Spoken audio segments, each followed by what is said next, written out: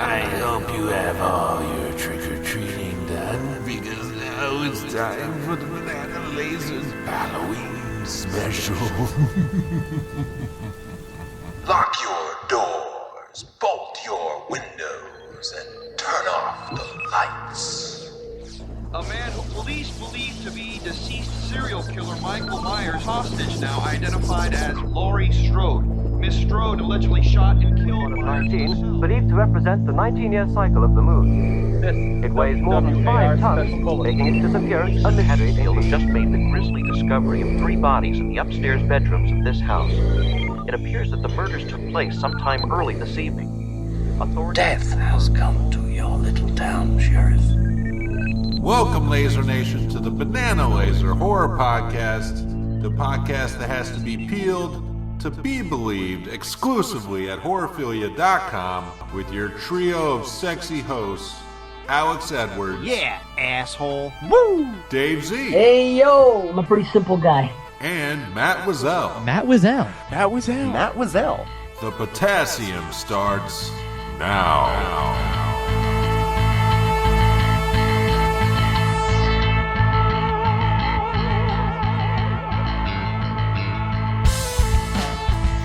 Stop, look, listen, it's BananaLaser. What's up, Banana Brains? It's BananaLaser. My name is Matt Wazell if you're nasty. Happy Halloween.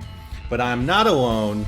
With me is the guy who's always been my Big John, always been the Big John to my Little John, Dave Z. What the fuck is up, Dave Z? Evil does not die tonight, motherfuckers. Definitely does not die tonight. No.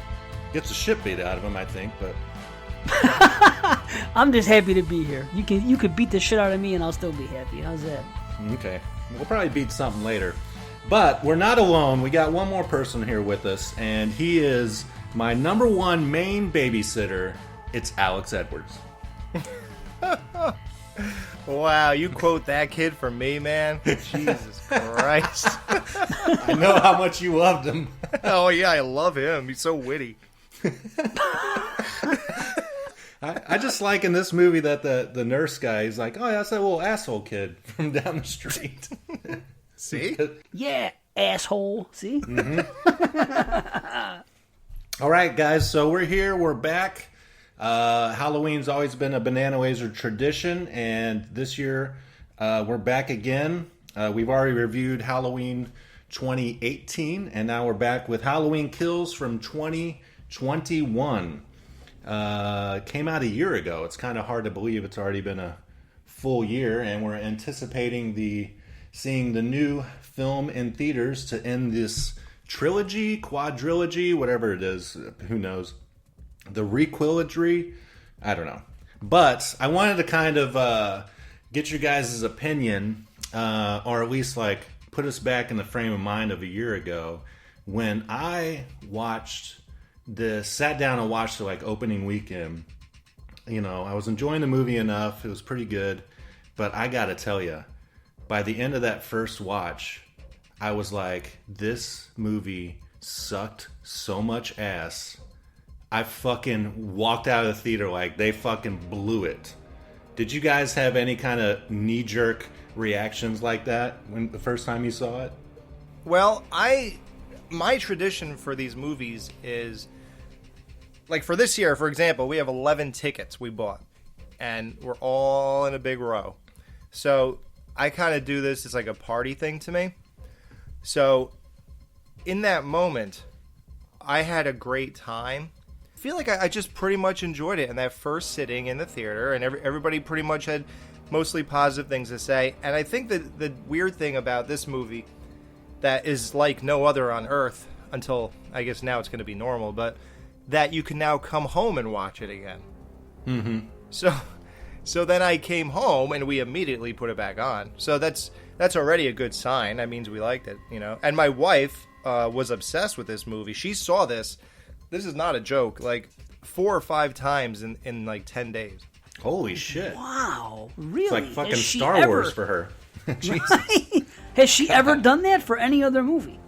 No, she was just very in sync with this. She just really enjoyed something about it. I don't know what it was, but she really liked it.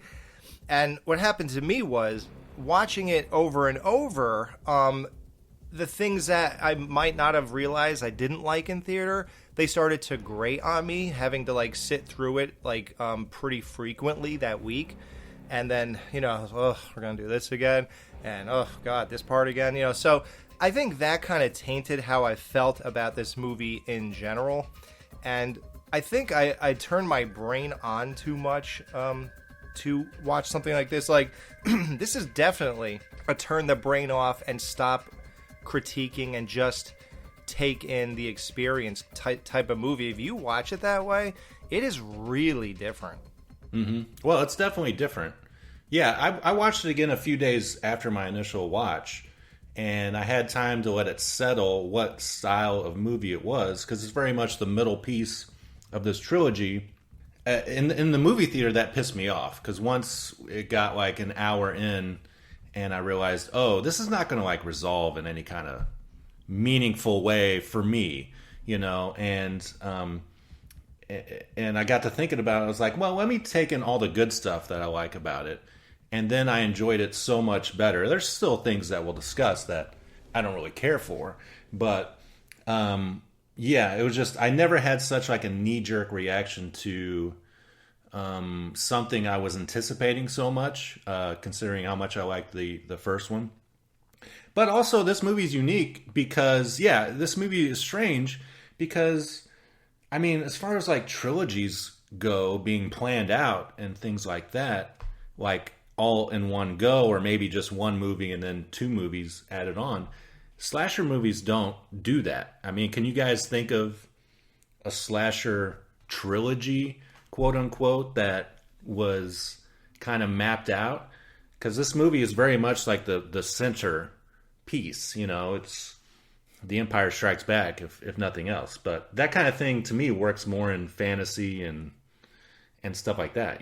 This is not Lord of the Rings or whatever. So it was a very unique thing to do. I mean, so I agree. There's a couple things. I agree with that. I don't think it's ever been done. There have been slasher trilogies, but I don't think they were planned out from the start the way this was. So although now with the X and the Pearl and the Maxine, that's something that's going on, but it's being laid out a different way, which I think is really brilliant. But I'm going to answer the initial question about my first experience. But Alex, I have to ask you a question based on your experience. Okay, was there a time when all this was going on with your wife in the first week? Were you like a little nervous that maybe you married Michael J? And this was just going to not stop, and she was just going to keep doing it. So then I watched it again, and then I just watched it again. Boom, boom, boom, boom, boom, boom, boom. You had to be a little nervous, right? Just because of your experience with Michael J. and what he did with Halloween 6. Right. I was taken back. I was like, I actually found it cute, and to me, it was like.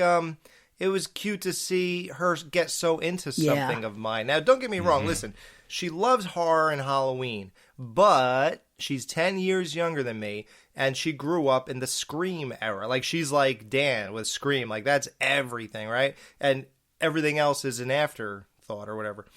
So, the other reason this came... It joined our two worlds is because that girl who plays Lindsay is like a housewife now. And I remember Matt mentioned that in the Halloween 1 show, and that was big news when he said it. It was like, wow, really? And then now it's like everyone knows that. And when she was tapped to do this, it was like, oh, wow, that housewives, is she really going to do it? So that, believe it or not, meant a lot to her. Huh. Yeah, she cared about that, and she cool. was really thrilled. Yeah. So I was, more than anything, I was happy to see her be so into it, honestly. That makes sense, because it's something that you're into, and she's really... And now, if it would have been something like, The Princess Diaries 3 came out or something, that probably would have sucked. Oh, you're watching that again. Great. All right? That would be awful. So at least it's something that you're into. So back to the opening night and my first experience. First of all, I boycotted the theater for this movie. I was angry. I don't want to. I remember down the that. road. Yeah. Mm-hmm. Yeah, I was really disappointed because it was in the. I thought it would have been such a great thing for them to do during COVID, where they could have just like said, okay, this movie isn't going to come to the theater this year, but guess what? On Friday the 30th of October, we're going to freaking release Halloween Kills and with no, with they don't have to spend money that much for advertising. It would have been a legendary thing for them to do and just send it home for everybody to, even for a $20 rental, who cares? But say, hey, you're down, you can't go to the theaters. Rather than wait a year, we're going to make everybody's Halloween and say, hey, you know what? We're going to give everybody a nice gift. The second movie in this trilogy right now. Surprise, motherfuckers. But they didn't happen. I was disappointed. I didn't want to wait for the theater. I'm like, come on. It's going in that direction anyway. Why not? And then they come around to my line of thinking, and they end up doing it anyway. And I was like, son of a bitch. So I said, I'm never going to pay for this movie. And I still haven't. And so I watched it at home.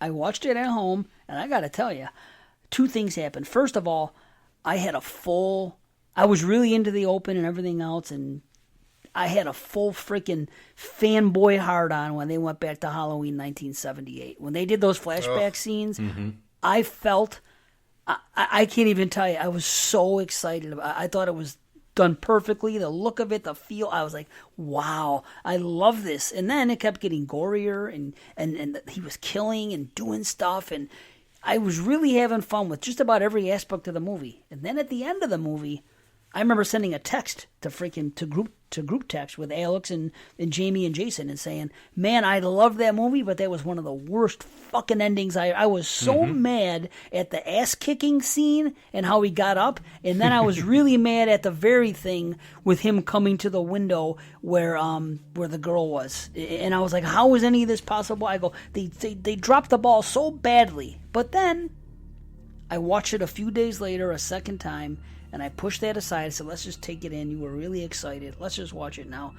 And I can reason all that stuff at the end, so it's okay. So I've come up. But the first time, it was such a weird feel because I was so happy and so excited. I was just really enjoying it all the way through. And then the end, I was like, what a downer. But it corrected itself for me. My experience was pretty much similar, Dave. It's like that last 20 minutes just kind of killed the entire thing for me, and other things throughout the film too. So I guess there's a longer cut of this movie. Have you guys seen both? I really don't know the difference. I'm assuming the longer cut is just gorier. It adds scenes, and that's why I was excited about it may be gorier. I can't even tell you. Maybe Alex could tell you if it was gorier, but it did something that I was really happy that it did, because it added to the Lonnie Elam scene in the beginning, because I always hated that part. I was like, why is Michael all of a sudden there on the sidewalk walking towards him and now he's gone? Well, now they've added to it where he sees him before there and something else happens. And I can reason to it where, okay, that's just his imagination now. That's why he's really there and then gone. So why did you take that out? Because otherwise that scene's stupid. And then they added something different at the end where it basically ends almost like an Empire Strikes Back. Well, maybe not Empire Strikes Back, but it ends up with like, okay, Laurie's walking away, and okay, motherfucker, Michael, it's time, and she's heading out of the hospital and marching to her to the final battle, which is great, I think. That's really, I still hate that. I can't stand it. You hate the fact that, well, listen though, she got so angry because of she's everything like, I'm that coming happened. for you, and then she's walking towards the camera, and I'm like, am I supposed to pump my fist at this? Because I don't know, it just seemed dull to me. Oh, wait a minute, is that the regular version? That's what I thought. No, you're right. That's extended because I just watched it. Yeah, it's extended. Okay, I thought so. What's weird about it, it's very Hollywood and not realistic at all, because think about what just happened here. She's calling her daughter, and the phone was picked up by Michael, and you hear the breathing just like she did after he strangled Totally. Right. Mm-hmm. That's telling her that your daughter is dead, and instead of breaking down and collapsing to the floor, she has a fist pump moment where she says, You know, like, that's just strange to me. See, I guess I don't remember how the original ends, because I guess I watched the extended one. And I love the fact that she called her and he's just there breathing. But then immediately when she starts walking out with a bloody knife, I'm like, what the fuck? Like, it should have, I would have preferred it, if it's going to end with like no resolution, preferred it to end kind of how the first Halloween originally ended, with him just missing, and then you have like voiceover of his breathing and seeing the locations and stuff like that. I feel like that would have been more successful to me. But yeah, charging the camera, it was like, is this a fucking Marvel movie? What are we doing here?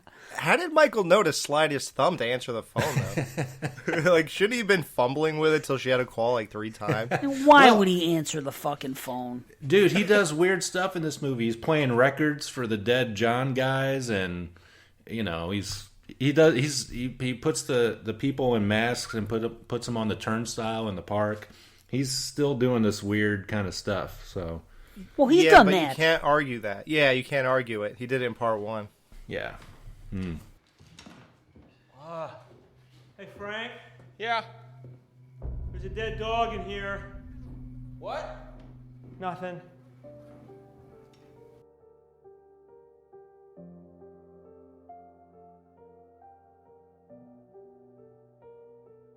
And he's eating dogs.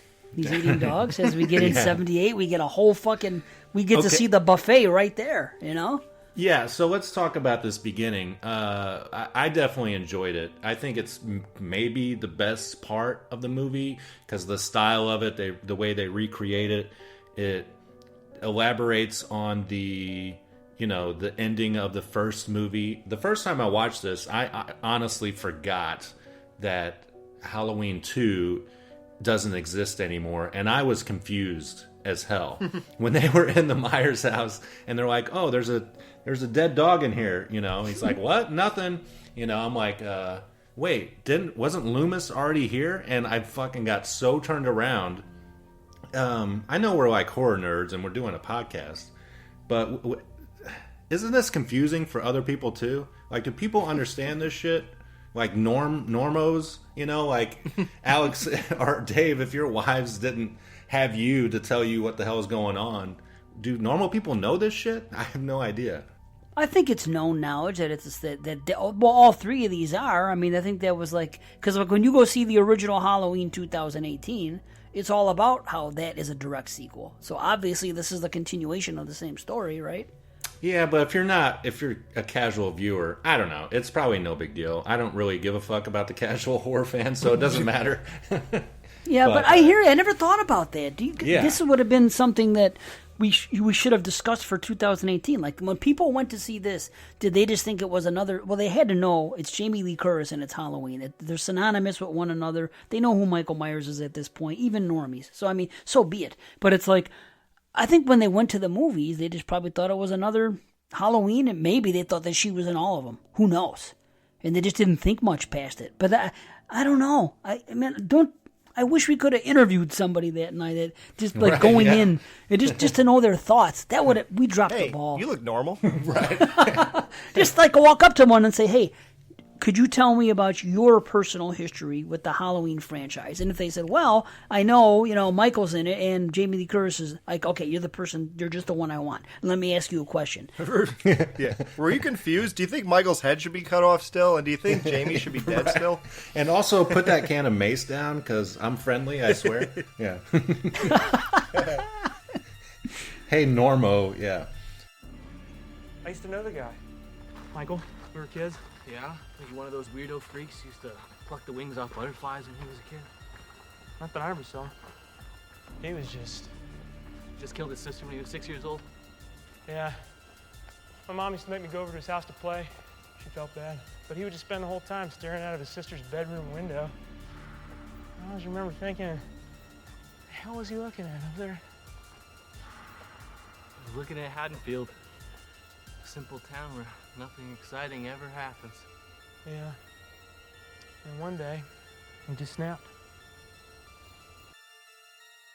I kind of, it kind of more opens up this Hawkins character. You know, obviously he's the guy kind of that you follow in this opening part, and he ends up killing his co-worker by accident because he's so nervous or whatever, and it's all very exciting. And then it kind of made me think that the rest of the movie would focus more on him, or at least like his guilt about everything, and but it kind of doesn't. I guess maybe they're saving that shit for part 3.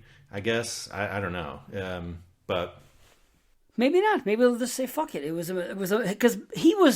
because here's the thing: when that happened, that ultimately led to the other regret about not killing Michael, right? Because he could have killed him. Oh, right, yeah. They go back to it later, yeah. Mm-hmm. I think. What does he regret more? Right. I know, right? Yeah.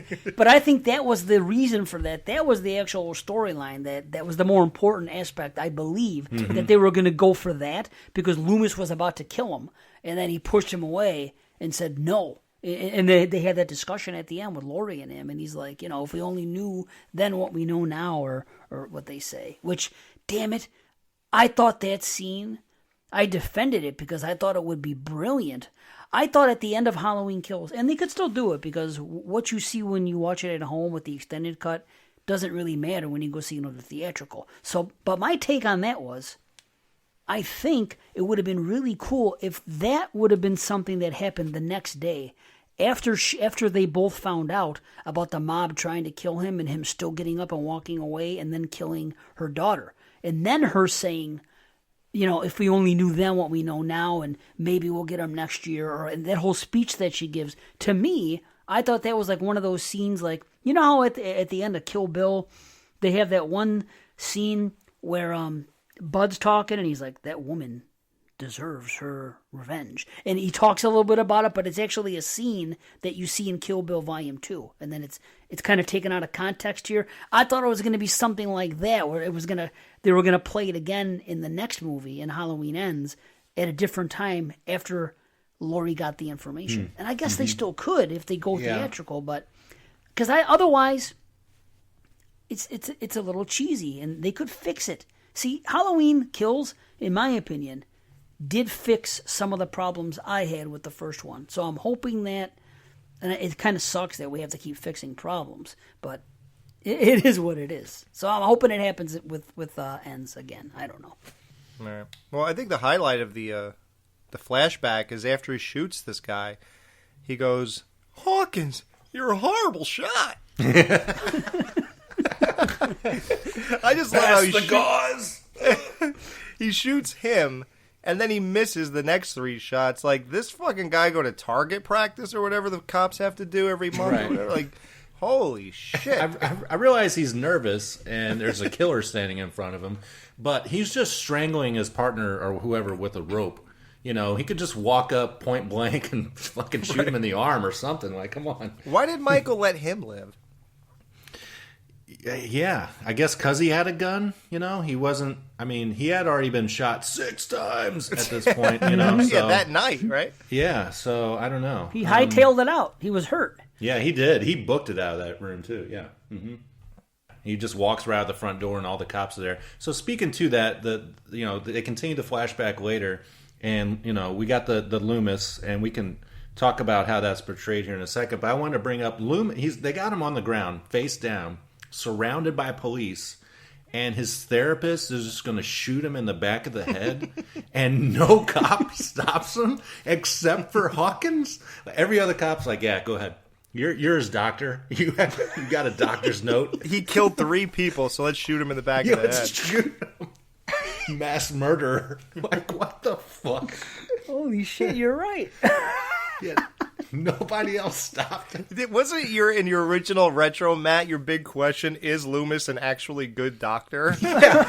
I think we're answering this proves it, yeah. Yeah, but you know why they did that? Think about it. This goes in line with the rest of the franchise, how he was in 1 and 2. He runs the show. He's a fucking pimp. They all listen to him. He's like, go on, move. Everything. He bosses cops around. Hurry, go over there. Everyone listens to Loomis. I think he gets vindicated because he's all gloom and doom. This is all going to happen. Then they see that he's right. And I think at that moment, they're like, well, all right. I guess we're going to give him... The old man is right. Yeah. He gets the keys to the city now, Yeah, even the sheriff in this movie has no control over fucking anything. By the time that other inmate dies, you see him sitting on the stairs and he's just beat down like, I have no fucking control here. Oh, with the cowboy hat? Yeah, he's a turd. He should go back to Texarkana when he was in fucking that other movie. You know? Go back to Crystal Lake.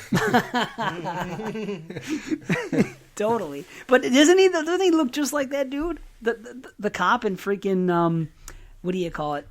Our favorite movie of that year? The Sundown. The Town That Dreaded Sundown. He's the guy, the cop in Texarkana. Oh. I think it's him. Yeah, you're right. He dresses the same. He looks the same. Yeah. I think it's him. I don't know.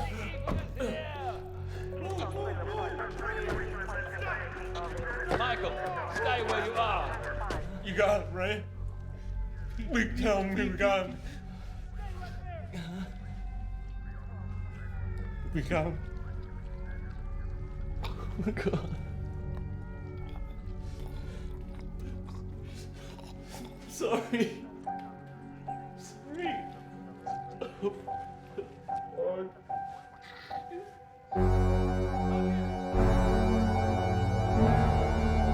Stop! Michael, stay back! It's him. It's him. It's Michael Myers. Officer Hawkins, tell me, what happened in here?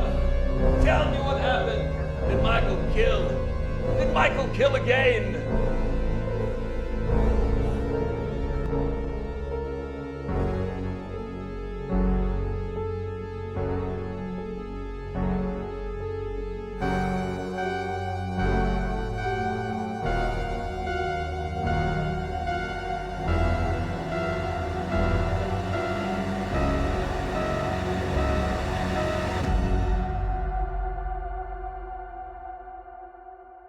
Yeah, so what'd you guys think of this Loomis adaptation? I mean, it's definitely impressive.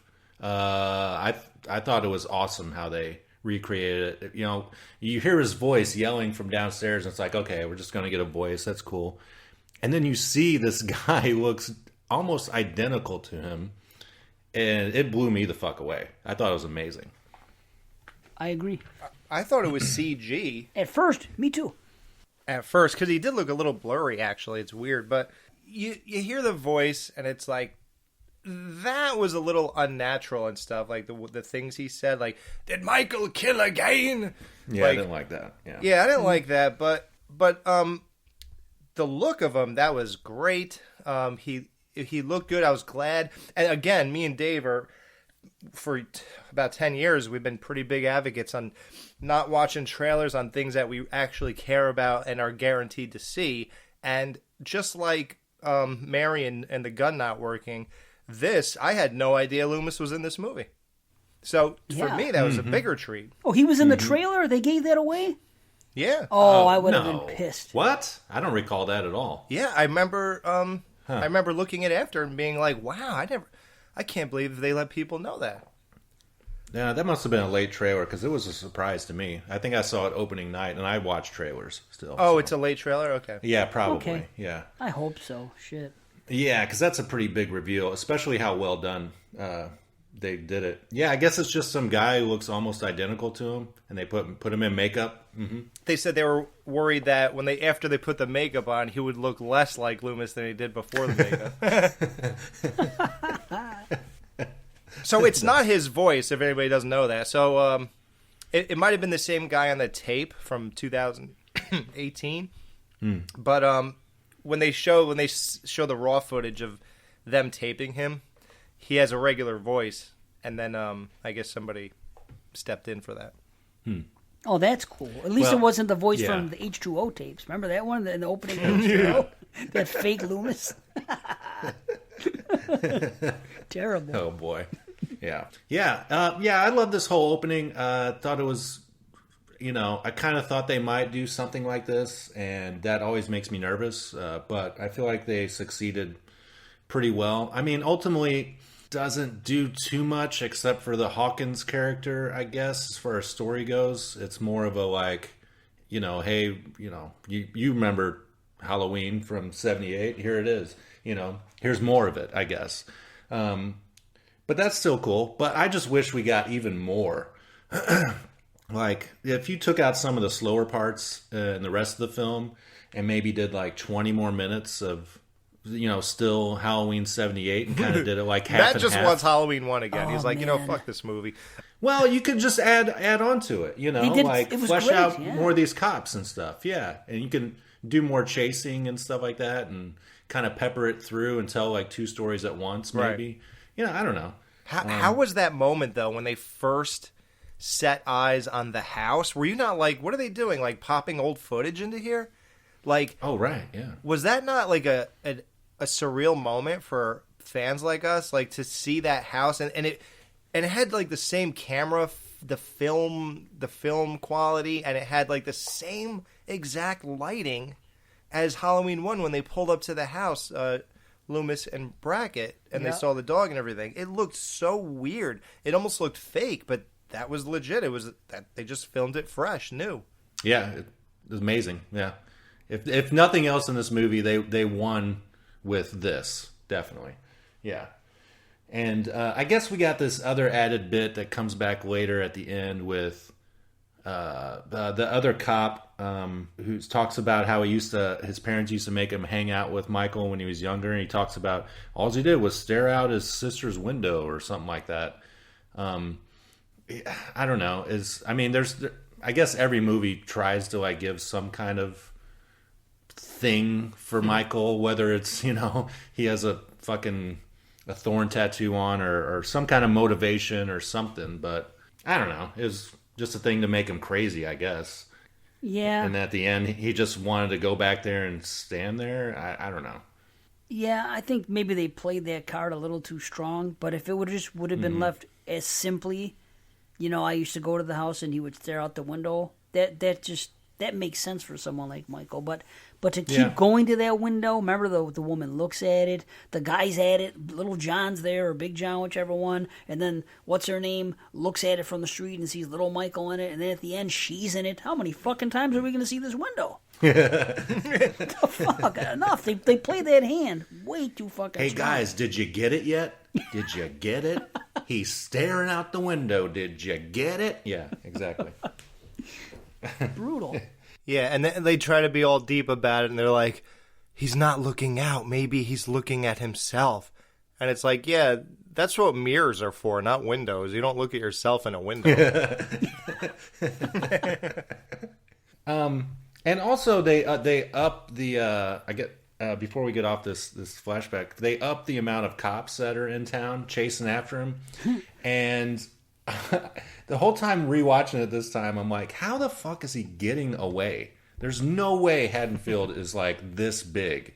They barely have a hospital, and also, I mean, we've all worn like masks for Halloween and shit. This is the first time I've ever thought how difficult it is to get around while wearing a mask with just eye holes and seeing your peripheral vision. I'm like, Michael is a fucking hide and seek genius, apparently. That's what I was thinking. There's so many fucking cops. Don't be in a rush to stick it up your crack. BananaLaser will be right back. From the creators of the Fleshlight comes a new product just in time for Halloween. No more masturbating without holiday flair because Jack-Off Lantern is here. Just because you're alone doesn't mean that you can't celebrate Halloween. Put on a scary porn parody, dim the lights, and fire up the Jack-Off Lantern. Our scientists have made tremendous leaps in Jack-Off technology, with 3 distinct and unique holes for your penis, each with their own feel and moisture levels. Also, the sperm reservoir can hold up to 1 quart of fluid, which will limit disposal to twice a week maximum. And the best part is, when you aren't using Jack-Off Lantern, it makes the perfect decorative piece for your window or front porch, complete with a battery-operated candle to illuminate the spooky fuckholes. No one will be aware as they admire this jizz-filled Jack-Off Lantern. Listen to this user testimony. Halloween now lasts all year in my mom's basement, thanks to Jack-Off Lantern. There you have it, Jack-Off Lantern. Your Halloween just got sexier. Now available at Spanky's Halloween Spirit in Walmart. I think we kind of always talk about the opening credits. What did you guys think of this one with the flaming pumpkins coming at you? I loved it, man. with the music Yeah. and the flaming. Anytime there's a pumpkin at all in the opening of a Halloween movie, well, okay, not at all. I mean, they just cut up that one in part 5. So, okay, but a real, yeah. And I said this before: the 1 and 2 have the best intros, and the rest of them, nah. And now, the Ghost of Michael Myers, it came in, and I said that was one of the big things I said about Alex's movie. I said, man, at least he went back to the old school and put a freaking pumpkin there. It's better than all the other intros. You have this power of this pumpkin and this fucking iconic music. You use it. You don't freaking abandon it for fucking eerie fall scenes. I'm sorry, you just don't. Ooh, I wow! know. Most people praise Halloween. For I know, but listen, for what that is, fine. But you honestly, you would rather see that landscape than the fucking Halloween music and something done with pumpkins. I mean, I love what they did in '78. Pardon me. I love what they did in 2018, and I loved what they did here. And they just upped it a little bit with the flaming pumpkins and the orchestral stuff, and all that shit. Mm-hmm. I don't know. I felt fucking. I know. I just fanboyed out to it. So I don't know. Mm-hmm. Alex, do you dig it? The newest one? Yeah. I'm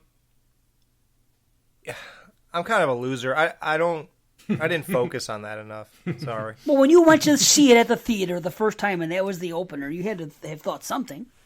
I recall caring about the opener of 2018 because I saw the guy in the back with a bicycle pump blowing up that pumpkin. no, but like that was obviously that stuck out to me. This one, I do remember sitting down 2-3 days ago and watching this, and I do remember staring at this. I don't know. I think my mind was on something else at the moment. I didn't take it in for a proper evaluation on this show. I don't know. It was okay, I guess. I don't know. Did you think it's awesome, Matt? Yeah or no? I just kind of liked it. I didn't. I mean, I was still riding the high from that opener, and so I kind of wasn't really focused on it. I do like it, but I mean, I think 2018 is more unique, but it's still pretty good, and it's definitely up there as far as the openers go. So what are they going to do? Let's predict. What are they going to do for Halloween Ends for the opener? We've seen it inflated. We've seen them flying around, flaming. What else can you do with a pumpkin to make it really cool? So we got air, and then we got fire. So obviously H2O. H2O. Clearly, it's going to be thrown into a pool or something. Yeah, they're going to be swimming. It's going to be raining. Yeah. Wow. Something with water. Wow. Maybe like a tornado with fucking, instead of Sharknado, it would be fucking Pumpkin-nado. Or Mike-nado. Mike-nado, he said. Oh my god! That tornado's filled with Michael Myers. Wow. Interesting. I don't know. I guess we'll have to see. Yeah, since you mentioned the music, I thought the score for this one was even. I love the score, the new score, especially closer to the end, and I think it even improved upon the 2018 one. How do you guys feel about the score? Are you just indifferent, or you just rather have the old music, or? Well, I'm big on 2018. Yeah. So this is a step down, but I still think it's really good. Mm-hmm. I'm similar. I think I like 2018 a tad bit more, but I think they're both great. So this one to me just felt like a little more edgy, which I guess fits with like the brutality. Oh, yeah. That goes on in this movie, so maybe that's why I was digging it more. Either way, it's still really good. So I'm just happy that he's there doing it, honestly. Oh, man. That is cool. Yes. Yeah. Mm-hmm. Yeah. It's very cool. Yeah, hopefully he lives another 90 years or whatever and keeps at least doing this kind of stuff and telling people to fuck off during interviews and shit like that. He's great. It's like, hey, Mr. Carpenter, so Escape from New York was awesome, and so what happened to Escape from L.A.? Fuck you. That's great.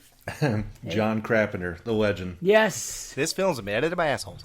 We gotta make another skit for this, right? Well, it just so happens I got 10 pages right here. Oh, perfect. So then, after the credits, then we're still not reintroduced back to Laurie and her family. We go to the open mic night, I guess, at this local bar, where we're, I guess, reintroduced mostly. Yeah, pretty much every character we're introduced here, we at least saw in a previous film or whatever. You got Tommy Doyle, the hot chick, whatever her name is. Lindsay. Lindsay, yeah. Lonnie. And then Nurse Ratchet, what's her name? Nurse Chambers. Yep. Chambers, yeah.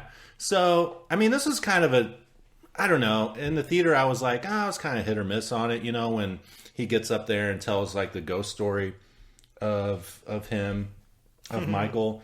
But I really like it now, and I think my hottest take even is I like Anthony Michael Hall as Tommy Doyle. I think I try to stay away from a lot of people's opinions about this movie, but I feel like, and maybe you guys can back this up, that most people don't like him in this role. Yeah, I think they don't like him, and I do like him. You know what I think it is? Okay, good. I think that people don't like the whole Evil Dies Tonight thing, and the Evil Dies Tonight is most closely associated with him. With him. Yeah. Mm-hmm. So it's kind of like he's being unnecessarily dumped on by proxy, by association, I should say. And I don't know. I don't think it's fair, but I think he's good. Yeah. Right. Like, I just made a new meme of him saying Evil Dies Tonight, and it's Gary from Weird Science. So I guess I'm just as guilty. But I do like him. I think he's really into it. He's passionate. He brought what was necessary to the role, and there's that nostalgia, because Weird Science is one of my favorite movies ever. So I keep, when I look at him, he doesn't really make me think of Gary. He's just so much older now. But I try to think of Gary and stuff like that, and I think of who he is. I try to keep tapping into that. But I'm cool with him. I think he's better than the other guy. What was his name? Rudd? Part 6. Yeah, Rudd. I think he played him like a fucking weirdo. Yeah, like, he was just a kook. Yeah. Right. This is better to me. Yeah, I wish after his ghost story, instead of saying, "This is for you, Laurie," he would have said, "Give me the keys, Lisa! Give me the keys!" Man, what you talking about? Telephone, man. Goddamn, knows a telephone. Everybody. Lonnie, put me up to this shit. I'm not going to whistle for you. I'm going to tell you a story.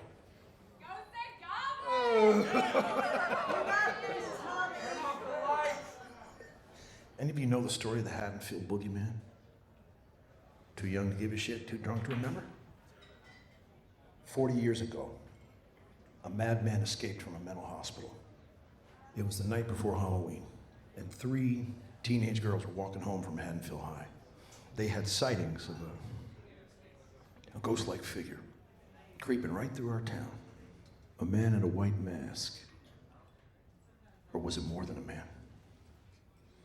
He was watching them. Before the night was over, 3 people would be murdered. And in the house next door, there was a babysitter and a young boy and a young girl. And they were brutally attacked by this stalker who had a power beyond any mortal man. My name is Tommy Doyle. I was that young boy. So please, join me in commemorating the victims and the survivors of Michael Myers.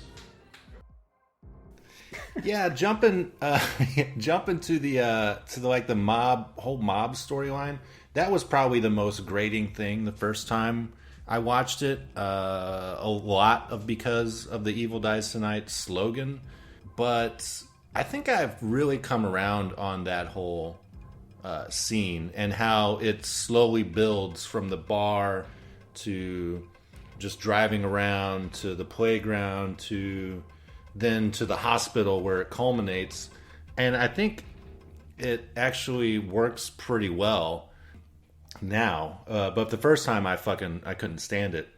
And even The Evil Dies Tonight, I did not understand that they did kind of set it up. It took me like 3 viewings before I noticed that little like donation thing for the kids that say "Love Lives Today." Right.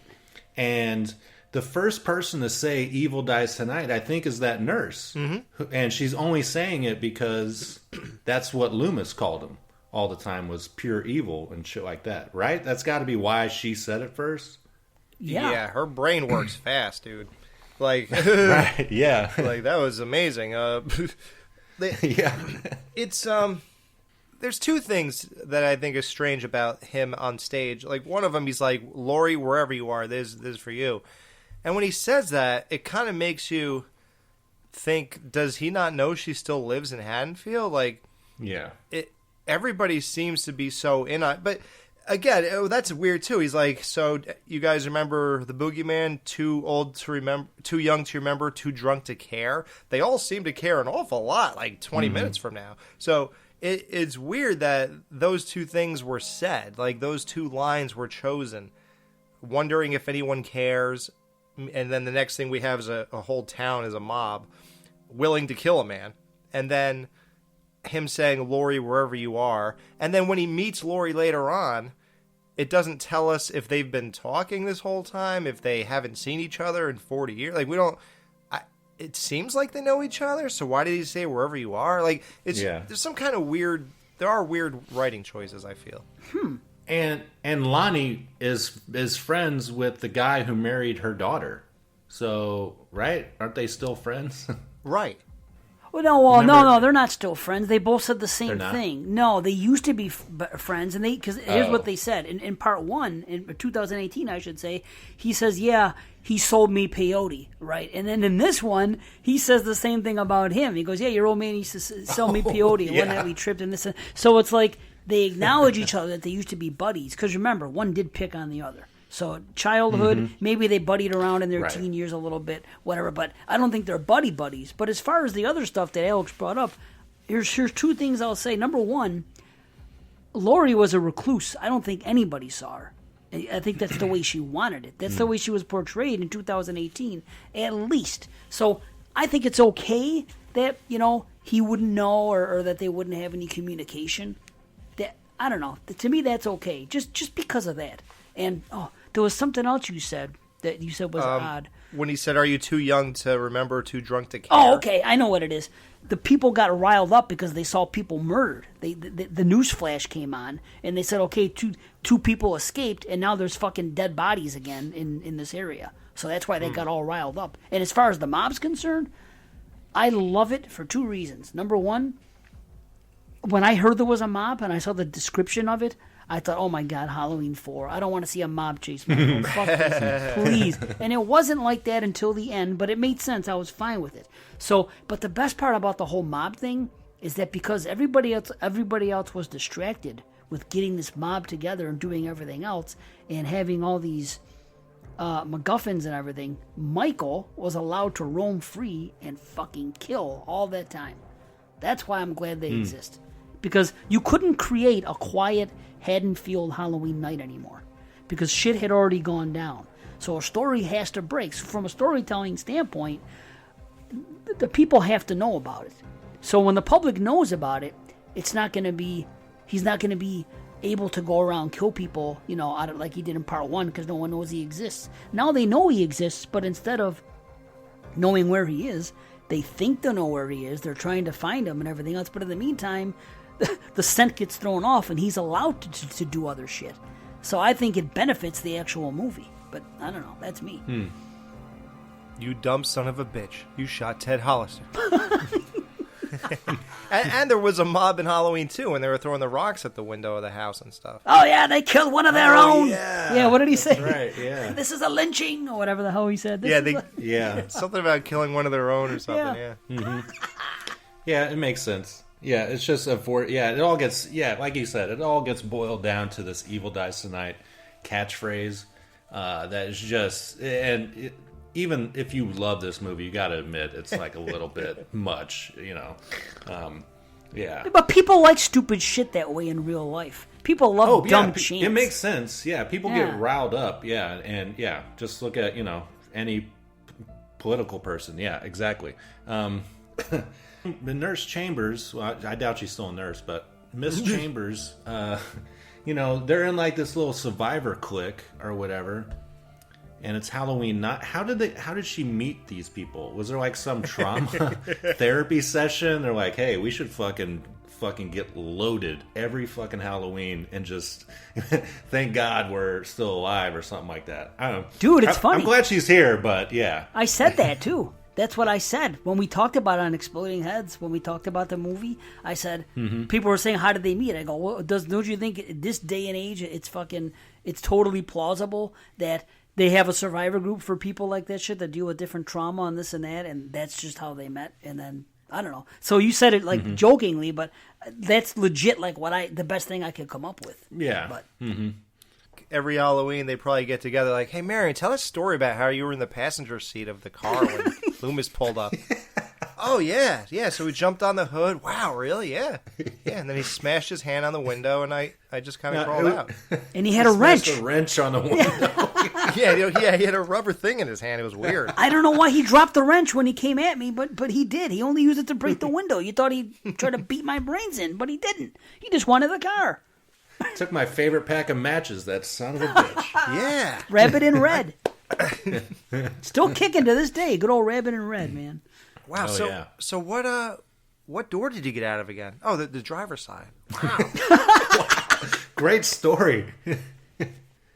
So anyways, he killed my babysitter, but yeah, right. Yeah. And I was 8 years old, so what the fuck? I ran down to the Mackenzie's house, and this old man came walking at me, yelling, and I just ignored him and kept running to the Mackenzie's because that's what she said to do. Wow. So you saw Loomis? Yeah, I think that was him, yeah. I didn't know who it was, just some crazy man with a gun and a trench coat. I didn't know. I was told to give this doctor a ride. I don't fucking know what the fuck I'm doing here. Oh, yeah, duh. What am I talking about? Marion was driving Loomis, right? Yeah, she was. Yeah. What am I talking about? Don't you think we can refer to him or it as him? That's her. If you say so. Yeah, since we're talking about Nurse Ratched, is she so Ratched? I mean, again, I like that she's in this movie. I think it's cool to have her here.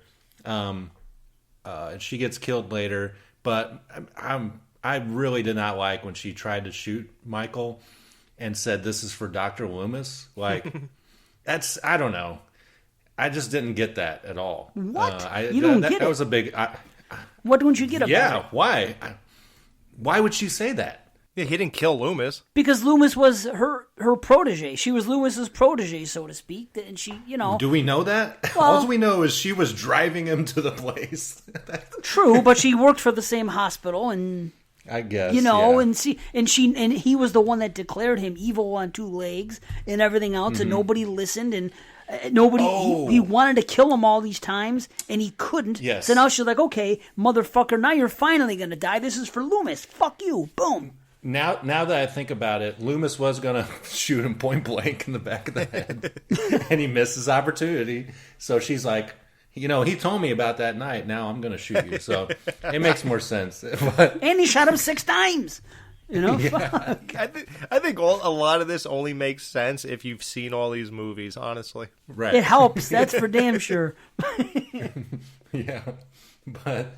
yeah, I don't know. It just made my eyes roll the first time. Dude, a lot of people don't like it, Matt. You're not alone in that. Oh, really? Oh, okay. yeah. I've heard people complain about it. Me, I happen to have loved it. I don't know, maybe I'm just that much of a fucking fanboy for Halloween 78 that it just blinds me to that point where anything like that, I appreciate it. Maybe too much. I don't know. But it worked on dumb old me. I don't know. Oh, okay. Well, since we're talking about groaners, or at least, what I felt like was a groaner, can we talk about Brackett at the end saying everyone's entitled to one good scare? Now, come on. Nobody liked that, right? No. That was fucking terrible. I liked it. Are you serious? I know I sound like fucking Michael J. But this is the truth, though. Look at it this way: a real human being, okay, like would not say that. Well, hold on now. How do you know? How do you know that? Think about this from not a movie perspective. He said it 40 years ago. How do you know that every fucking Halloween he doesn't say that to somebody? That's just his gimmick. And he said it that day, and he just keeps on saying it. He likes it. It's his thing. So no way. He still says it to this day. He randomly bumped into Laurie Strode and said some random thing about Halloween. Yeah, that's not a phrase or anything. It's not anything but the movie. Yeah, but think about it this way. Maybe every year he was really into Halloween. He would scare his wife or something, or his kids, and they're like, Dad, you asshole. And I'm like, hey, it's Halloween. Everyone's entitled to one good scare. You know what I mean? I hope that's what he's doing, because otherwise he is sitting there going, back when this all happened, I bumped into Laurie and I said something that was really fucking witty. Really cool. Yeah, I'm just going to drop this shit when I see this guy face to face and see how that goes. And meanwhile, it was like a deadpan silent crowd. Like, no one, there was no music cue after he said that, nothing. He just said, everyone's entitled to one good scare, and like, there's no reaction. Everybody just like stands there. Yeah, but nobody cares that fucking Arnold Schwarzenegger says fucking I'll be back in fucking 4 movies. People love that. But this guy's an asshole? It's horrible when they keep doing it in Terminator. It's not horrible when it happened once in Commando, once in Total Recall, once in Predator. But it's the same thing. You're calling back to a famous line that he once said, and he keeps saying But at least it makes sense when he says, I'll be back. Like, for him to say this now makes no sense. Yeah. I get what you're saying, but I have found a way for me to make it plausible. Like, in this world, that's just like a phrase that he just likes to say. So that's how I've made it plausible. So, I'm starting a script right now for a fan film, Sheriff Brackett and his everyday Halloween adventures. And every day he does a new prank, and this is going to be great. I'm thinking maybe 20, 30-minute short film. It's going to be awesome. You know what it is, Matt? A lot of this writing that nobody likes in this movie is all this like ceremonious, like callback, homage, fan service stuff. Like, if you think about it, all of it's very eye-rolly here. Like, all of it. Like, even some stuff we already talked about. Oh, yeah, this is for Dr. Loomis. It's like, oh, God. And it's, like, all that stuff. He killed my daughter 40 years ago. It's like, You don't like that? What the fuck? I like that, yeah. Well, didn't he say it twice, though, in the theatrical version, maybe? And I thought that was weird. I just watched it again. He didn't say it twice back to back, but I do recall him saying almost the same sentence 2 times. What the fuck? Oh, maybe he said it to somebody else in a conversation, and later on he yelled it to the mob. I think that did happen. I think you're right. But speaking of Brackett, I think he's the only person in the world who is heavier at the age of 80 than he was at 40. Yeah, don't you get all gaunt and skinny at that point? Oh, you don't see fat 80-year-olds, do you? It's not something you normally see. Yeah, it just struck me as odd that he gained all that weight and he's like 80. And I don't know. Oh, my God. Well, that hospital's got like a big donut bar every day, maybe. I don't know. God. Oh, shit. Well, here's the thing. Fan service, me personally, I have a hard stance on. I happen to love it because it's for us. The normies you talked about, the normos, whatever, they're not going to know fucking one damn thing of that. Maybe our wives or something because they've seen it and they can appreciate it. But that stuff is derived and made for us, not for every asshole walking the street. That's why I appreciate it. I know a lot of people hate on it. It doesn't make sense to me to hate on it. I think it's like, okay, I think you can overplay the card. I'm not going to say you can't, but I always appreciate it because that's nods and winks for us, the Halloween horror fans, the horror junkies, So I hear you. I celebrate it. And a lot of people do not. I love fan service, but sometimes it's just like like it just didn't make sense to me for him to say it at all, so it takes me out of it. Okay. Yeah, that's all. Yeah. Okay, well, back to the swing of things. So then we're finally get caught up with, I guess, the main characters of the Strode family or whatever. We're finally leaving our house, and Michael and the firefighters show up, and we see Michael escape. you know, and this scene was pretty much spoiled in the first trailer, but how fucking exciting is this scene? Because he's what, 70 something, 75, and I mean, aren't firemen supposed to be like healthy, you know, and strong?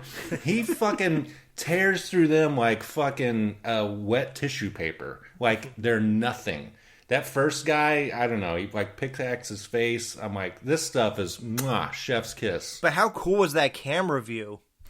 Oh, yes, yeah. Mm-hmm. The POV of the thing going in his face, because he has the whole hat on or whatever that is. Yeah. Mm-hmm.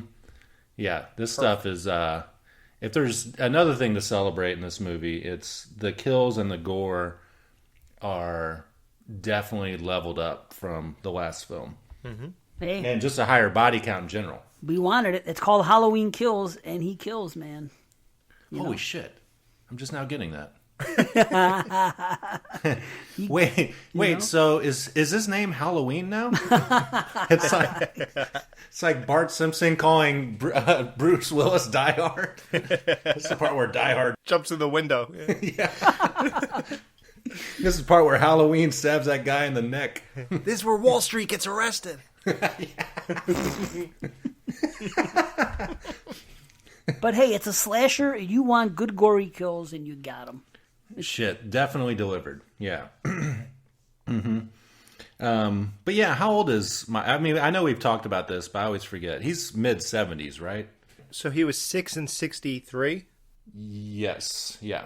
So he's 21 and 78. This is still fucking 2018, mind you. It's the next night. It's the same night. That too. Oh, yeah. Right. So More 21 the night plus he 4. So he's 61. 61, 62. Yeah. Not so bad.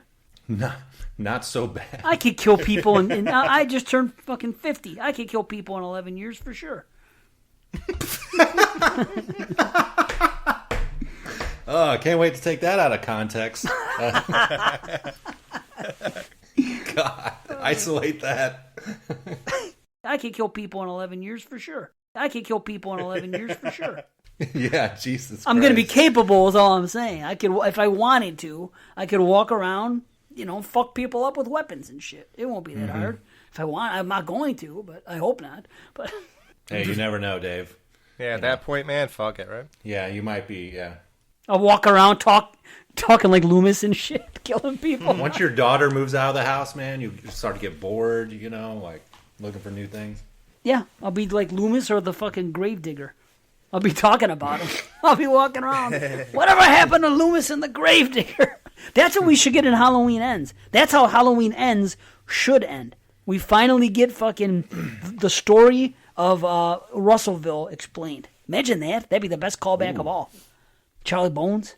I don't think they'll leave anything off the table because they haven't so far. Only character... The only character they haven't brought back is Ben Tramer, I think. Or Dick Baxter. Who's Dick Baxter? That's the one that she really liked, right, Alex? Right. Yeah. Oh, right. Oh, holy shit. How about this? How about Charlie Bones is actually what happened with him. He was fucking supernatural, and it got passed on to Michael, and it's going to connect in the end of it all. It's going to explain it all. How about that? Dude, you are Michael J. The Thorn. Hey, how wild is this? Michael is now almost the same age as Loomis in part 1. Loomis was 59 years old, and now Michael's 60. So he's going to be the Loomis to the teenage girl. She's going to become. The way they dropped the ball with fucking Jamie Lloyd, and you know, from part 4 going to 5, and instead of making her the killer, now they're going to take the granddaughter and they're going to make her become the killer, and Loomis and Michael's going to become the Loomis. That'd be fucking cool. Instead of saying Big John, Little John, they'd be like grandmother, granddaughter. Grandmother, granddaughter. I forget her name, so I called her granddaughter. What is her name? Granddaughter. I called her either Bonnie or Clyde in all my notes. I'm like, Bonnie and or Clyde. I don't give a fuck what your names are. You know, and that's another thing, too. We're continuing 2018, where we primarily followed a lot of, you know, youths. And in this movie, it's all about, you know, people our age, people 20 years older than us. It's almost has nothing to do with kids. I mean, there's some kids in it, but I thought that was an interesting thing because, again, like making a slasher trilogy, most slashers aren't about where the victims are adults, so that's kind of unique. Well, Matt, just hearing your Halloween 2 retro, you were very adamant about how you were not thrilled that Laurie was clipped at the wings and just hung out in a hospital for the duration of that movie. So how do you feel that they took the same exact route here, and instead now those, like you said, middle-aged dudes are your vehicle? Well, plainly, I'll say the hospital stuff is the worst part of this movie. There's lots of interesting conversations and stuff between, I think, Laurie and Hawkins about the nature of Michael and things like that. But if there's times when I want to fast forward through this film, it's pretty much anything in the hospital dealing with Laurie Strode. I just don't. She's almost a non-part of this movie, and I kind of wish she was just like in a coma through the whole movie and then woke up at the end, to be quite honest. I love Jamie Lee Curtis, but if they're not going to have her do anything, I don't know. It makes sense. You can't not have her in this movie. Of course not. That would be much, much worse. But it is the most boring shit to me. How do you guys feel about it? I agree. Yeah. Yeah. Yeah, I agree. I do like some of the stuff she talks about at the end about, every time he kills, he gets more power. And at first I thought it was like, okay, you're talking supernatural bullshit now. But then she keeps explaining it, and it might be different in the two different cuts. I'm not for sure. And she keeps explaining it, saying like, well, no, every time he kills, then fear within everyone else kind of grows. And that's what gives him power, not unlike, I guess, Freddy. He's like Freddy. Yeah, exactly, yeah. So, well, I can't do it if they don't fear me. Yeah. But, in a way, if there's two people in front of you and one guy's killed one guy and one guy's killed 45, I'm going to be more afraid of the 45 guy, that's killed, I guess, so I was like, okay, that's an interesting, thought experiment without going too much into why he can get so brutalized and just get right back up, at the end of the movie. It is supernatural. That's the only way you can explain it at this point. It has to be, but... Which, honestly, finally, someone just came out and fucking said it. No one's ever come out and said it about Jason or Michael, ever. They're just like, well, this and this and this, whatever. Now it's zombie Jason, so anything goes. I guess they can say that because he came back from the dead, so anything goes. But it's like, people have questioned, how come these guys keep getting up? Now, like I said, at first I hated that scene. But in retrospect, now when I watch it, I blame the mob for coming at him one at a time. It's like, it's cheesy, but they do that shit in fucking kung fu movies too. And I don't like it there either. It's like, don't you guys realize that if fucking 20 jumped on one at the same time, you're probably going to take him out. You can't just take a turn and say, okay, I'm going to come at her now with a sword. I'm going to come at her now with a bat. I'm going to come at her now with an iron. No, fuck you. Everybody jump on. And freaking, it's a gang. It's a mob. You're supposed to pound the shit out of them. But they don't. So the dumbass people freaking cause this. And it's like, I could almost excuse Michael for getting up. After watching it a second time and a third and analyzing it blow by blow, what's going on here. It's like, you know what? They really didn't do a good enough job to fucking keep someone like that down. So is it supernatural? You could say that, and it passes the story off better. It's like, okay, let's just come out and say it. The guy fucking can't die. If you cut his head off, I hope he doesn't grow another one. That's all you can say. Yeah, why didn't they just take an axe and start chopping his knee in half and then his elbows in half and just make him like a torso at that point when he was laying on the ground? Like, everyone just got kind of chill. Then by the time, I guess, Brackett was the first to die, right? Like, he walks behind him and he slashes him. But I don't want to freak you guys out, but I just realized something. When I was looking up Loomis's age, we're recording on the day Loomis was born, October 5th. Huh. What? Yeah. The character of Loomis or Donald Pleasance? Donald. Really? Oh, no shit. Wow. Mm-hmm. Wow. We've recorded on Donald's birthday and Donald's death day. Didn't we do that with Michael J? Wasn't that his death day? With Michael J? Oh, When the right. ghost came? Duh, that was February 2nd, yeah. See? How about that? Who would have thought? Wow, I can't believe you thought you were Wow. looking up just now, too. Holy shit. Yeah. That's crazy. And we were going to record yesterday, so... Oh, yeah. It's all for a reason. It's meant to be moment, yeah. Yeah. Wow. Yeah, I mean, since we're talking about that mob fight, yeah, I mean, in the theater, I couldn't stand it. I hated it. Yeah, me too. You know, but I mean, watching it again, since it's like so stylized and slow-mo and kind of thing, you know, you're not really supposed to, I assume, think about how he's getting up and killing everyone so easily. But I like the look of it. And I think that's when Laurie's doing her voiceover and stuff like that. And the music is really good on that part. And you see some like good throat slashing and stuff. I kind of enjoy it now. But the first time it just angered me to no end. I like that there's a guy like shooting Michael like 5 times and there's people standing behind Michael. Right, yeah. You might want to say, hey guys, get out of the way for a second before I just start firing off rounds. So that was pretty funny. And if you really don't mind talking about this, I'll just say, when Tommy comes by at the end, after seeing this guy fire rounds, people hit him with crowbars, this, that, the other thing, and Michael just gets up and starts destroying these people, he still approaches them with a bat. Mm-hmm. It's like, are you paying attention to any of this? Old Right, Huckleberry, yeah. Yeah, good old Huckleberry. Like, yeah, I don't think that's the answer, Tommy. No. Well, Too much emotion, man. You rip his mask off, look him in the eye, swing on Huckleberry here. Say night-night. Night-night. You guys noticed that that woman with the iron? Yeah, it's Have you great. seen that? Yes. She's gonna iron Michael's mask out or something. I got you, baby. We're gonna straighten this right out. But I could see somebody doing that, like walking out to the house and grabbing of the course, first thing yeah. they see. Come here, everything's a weapon. Boom, let's go. You know? Does anybody have an extension cord? I mean, How about the hockey stick? That was a callback to fucking, what do you call it? H2O. Oh, yeah. Yeah, that's kind of cool. I think somebody got fucked up with an iron in Freddy's Dead: The Final Nightmare. It could have been Freddy. I don't know. I thought somebody got pummeled with the iron. I don't know. Oh, I think so. I think you're right. Yeah. Yeah.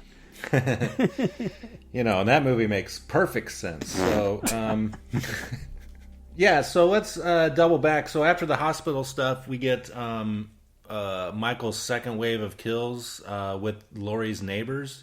And this, I like this scene. It's brutal as all get out.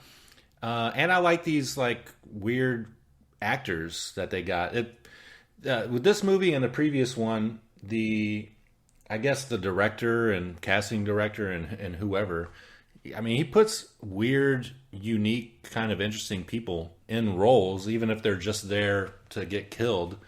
You know, they weren't like just totally plain or anything. Did you guys like these characters? Was the black lady the one in the graveyard in 2018? What? What? Was that her? Really? Holy shit. Another callback? Oh my god. That'd if so, that's genius. I love it. Remember, she was like looking around, like, "What the hell?" When that guy was describing Judith's death when he was sitting at the tombstone. Huh? Damn. Dude. Oh, wow, that's wild, man. Holy shit. Yeah, I thought that was her. Well, I'll look it up while you're talking. that's great. Well, yeah. I thought she was kind of like a black Mrs. Elrod. That's what I liked about it. Oh, yeah. Mm-hmm. Yeah, she wasn't making a sandwich, though. She's flying a drone. Yeah. They're like the Elrods, those two, in a way. Just this couple, and they're just in their house by themselves doing their thing on Halloween night and whatever, something like that. But yeah, it's almost, you know what they're doing, Matt? It's almost like they're doing like, and this happens all the time with these two franchises, with Friday and Halloween. It seems like Friday is kind of known for its like quirky characters, these random people that and things happen to them. It seems like Halloween is, taking a page from that book in this go around, where they're having these rando freaking quirky folks. So I dig it. Yeah, like that Friday is her. 5. Yeah. Oh, no shit. Wow. Yeah, that's her. Some bitch. they dropped more F-bombs than if they were in, like, Rob Zombie's movie. Like, that was weird. Like, they're not wholesome at all. That was...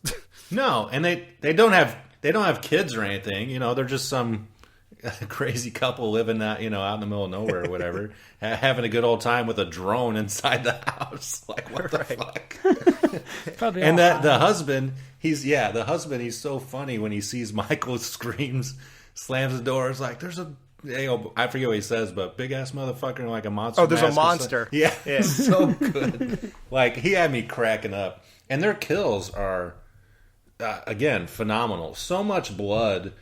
The moment when he after he stabs the husband and he pulls that fluorescent bulb down. Oh, have you guys ever broken one of those in your hand? I thought the whole thing would shatter. No, Do they stay in a piece like that? Yeah, they snap in half and they do all kinds of shit. I've seen like wrestlers fucking get thrown them in backyard wrestling a lot. They do shit like that. I guess, yeah. Yeah, they bash them over people's heads and they sometimes stay in half. Here's one thing though about the extended cut. I believe, now I've only seen it once and it was for this show, but I believe that the husband's kill in that movie in the extended cut is extended because I don't recall it. Maybe it just blew me away more this time than other times. But he pulled him over there to this someplace and right in front of his wife, just kept stabbing him over and over again like 10 times. Did he do that in the theatrical? I don't remember. Yes. Oh, he did. Okay. I remember feeling uneasy about it. Like, even, of course, I'm not sensitive to anything, but at the same time, it felt like a bit much to me. But I guess you got to think about it like it seemed over gratuitous. Just the same way I felt when I saw the nudity in the Friday the 13th remake. Like, that was like a little too much. Like, it was almost, I don't know, but I felt the same way watching both things. I guess what's happening is Michael is seeing which knife stabs through him the best or something, and then he went and took that one. But that didn't make sense because the last one he just picked up and then use that. Maybe he just looked at them all and then put it through him. If he didn't like it, then he picked the next one. I don't know. Maybe he's just having fun. I guess. I don't know. Yeah, he really didn't have a reason to go inside their house. I mean, I thought maybe he was trying to steal their car or something, but... Would it be even worse if he did know she was the gravekeeper? Like, why is he there at the same person who is the gravekeeper, caretaker, whatever you call it? They just happen to live by Laurie Strode, because at first they're talking about her house is on fire and just casually talking about it. So it was a total coincidence that the same person he bumped into at a cemetery is the house he walks into later on that night? Mm-hmm. Well, it just adds to the small, sleepy town of Haddonfield. Yeah, the simple town where nothing ever happens. Right. Yeah, apparently. Yeah. Yep. But the sound design, when that thing goes into her fucking throat, dude, that, the glass breaking and shit, it's like, that's when I pump my fist. I'm fucking chuckling, laughing my ass off in the theater. That's some awesome shit. Yeah, and then him trying out the knives or whatever. Maybe that's why he went into the house. He's like, fuck all the firemen's oh yeah, giant tools. I need a knife. I'm a knife guy. It's baby. true. Yeah. Wow. Didn't he do that in Halloween in the other one too? But when he went into that first house, didn't he go there and grab a knife in 2018 when he went on that rampage? Yeah. So it's just smart. He just, well, you know why? Again, it's a callback if you think about it. That's exactly what he did in 1978. Went into granted it was his own house, but still, walked into his house, pulled open a freaking drawer and grabbed the knife, went up and killed. So he goes into a house and he grabs a knife. He did it to Miss Elrod. Right. Same with 1981. That's true. Halloween too. Yeah. Wow. See, that's why 4, 5, and 6 are shit, because he doesn't do things in them like that. They abandon that stuff, and now they do it here. And people are going to say, oh, well, it's too much fan service. But in this case, this is more subtle. This is the best type of fan service. We can pick up on it by talking about it,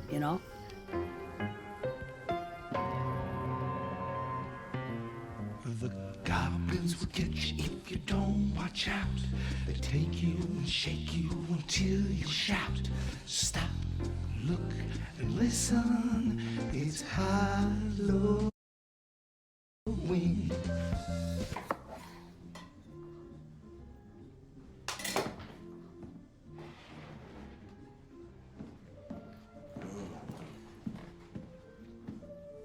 Hey, Big John.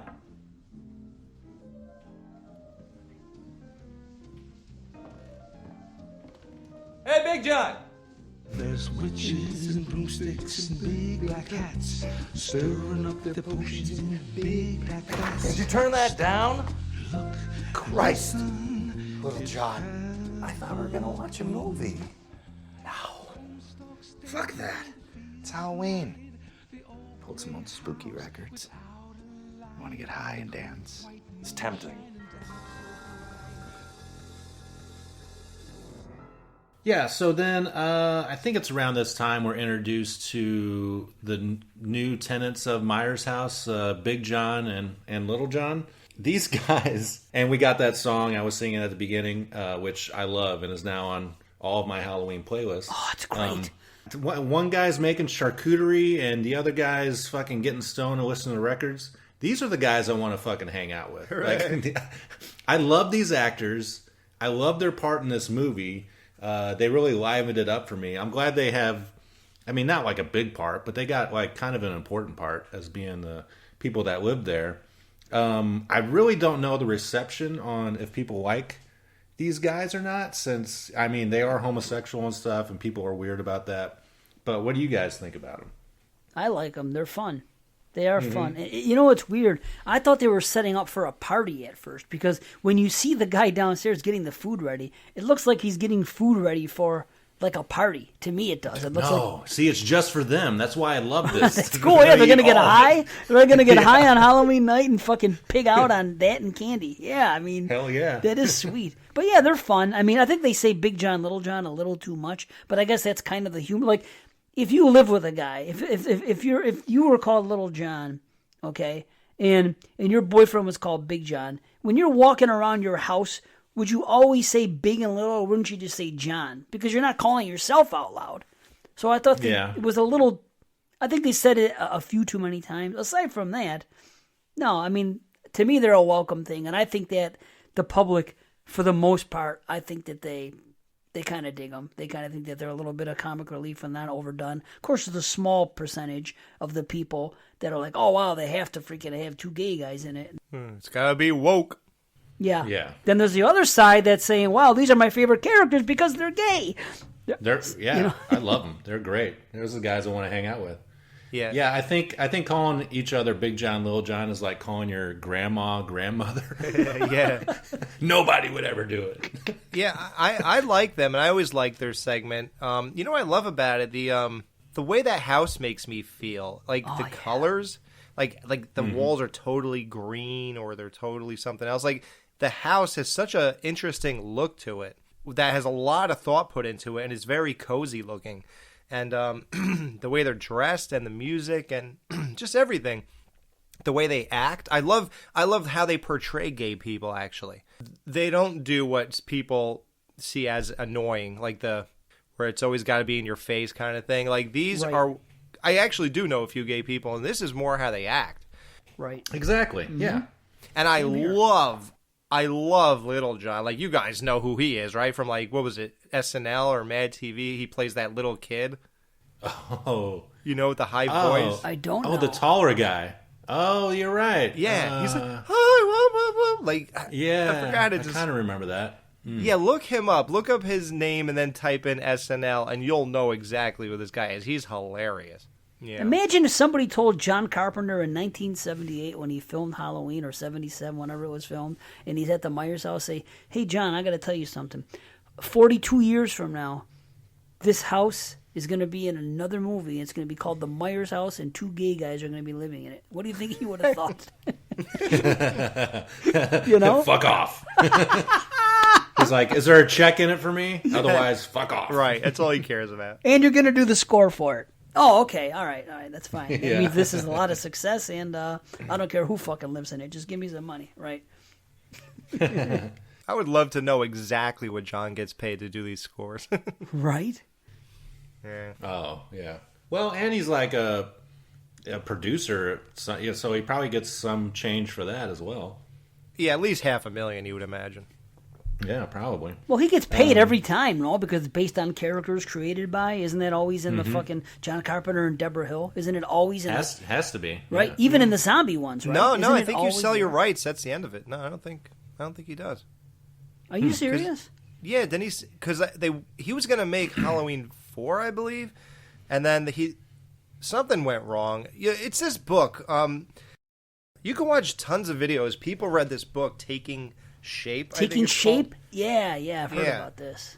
And there's you could see all these inside stories about everything about all, and now people are just like releasing videos about everything they read basically, and so you could like take in that whole book just by watching like 6 videos, like where people did it about each movie or whatever. So I believe that John and what's the other chick's name? Deborah. They just wanted nothing to do with it after so much battle that they just sold the rights to Mustafa or whatever. And I think once you do that, I don't know if you do keep getting paid. I'm not sure though, but yeah, but then don't they always put again? You'd think seeing all these movies all these years, we would be able to say without a shadow of a doubt that it says based on characters created by John Carpenter and Deborah Hill. I know for a fact in this one I've seen them. That I can say. As far as like 4, 5, and 6 and H2O and everything, I wonder. I'm curious. Yeah. I don't know. Well, let's give him a call. I mean, we got him on the phone once. Well, right? let's put it this way: he signed a picture and took a picture with me. I'm not sure he's getting paid. Like, would he really be at a convention signing an autograph for $40 if he was making money every time one of these things were playing? Like, he'd be on an island somewhere. Yeah, I don't know. Yeah. Interesting. Well, and then back to the Johns and those. They interact with those annoying kids, and I kind of like this because the kids steal their candy or whatever, but then they threaten them both, both of the Johns threaten the kids with the Myers story, and they kind of play off each other. I really like that because I want to be that kind of guy who is able to intimidate young kids like that. I don't think I am yet, but hopefully I can get there one day. It's a goal I have, I think. Man, I want to fuck that kid. I was going to say, he wants to be that guy who does what with the kids? I like the one in the skull mask. Oh, wow, you could skull fuck him. Absolutely, baby. Twice at once. Skull fuck him. God damn. Awesome, man. Jack-off lantern. The other one could be Jack-off lantern. The pumpkin. And wasn't the third kid Aisha or something from Cobra Kai? Was that her? Was it really? No. She looked like her, didn't she? Holy shit. She looked kind of small and young, though. No? Isn't Aisha older? Yeah, but that was filmed like years ago, right? What the hell? Man, I don't know. You're coming up with all kinds of crazy things. Why, I wonder. I'd be shocked. Yeah, because this movie didn't they delay this movie for a year because of COVID? Yeah. Aisha. Sorry. Remember that song? Wow. At the playground, Yes! Awesome. So speaking of playground, our next big scene is they're starting to get the mob together, and like the doctor and the nurse team up with, I think, Lonnie and Nurse Ratchet and the hot chick, the housewife chick, and I forget how they get there. Oh, they're trying to tell the same kids they're not at the playground to fucking take off or beat it or whatever or something like that. But this is a pretty good, fun scene because it shows the ineptitude of just everyone. The one chick shoots herself in the face after Michael kicks the door at her. This is the most funniest fucking thing. It was great. Michael is so smart. He just like kicks the fucking door at her. Oh, amazing! Boom! Oh my god, I'm glad they saved that one for the last one of that little bit there because it was fucking hilarious. And then her husband gets stabbed in the eye. Just fucking brutal. It looks so good, so good. The effects in this movie are amazing. Yes. And then Chambers gets her. I guess they gave her an empty gun. Is that what happened? Someone didn't like her. Fuck this bitch.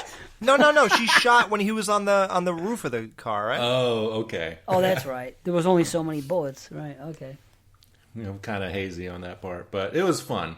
And then, grown-up Lindsay hits him with a sack of bricks and then kind of gets away. And I really like this part where she's like hiding from him because suspense. Exactly, dude. You don't get any suspense in these newer movies at all, I don't think. Maybe a little bit in 2018, but this was like the only moment of suspense, and I was eating it up in the theater. I wish there was a lot more of this kind of thing, because if it's a true sequel, I mean, I know it's a modern movie, so movies are different in every decade, year to year, but the first movie is all about suspense. So can we have a little bit more?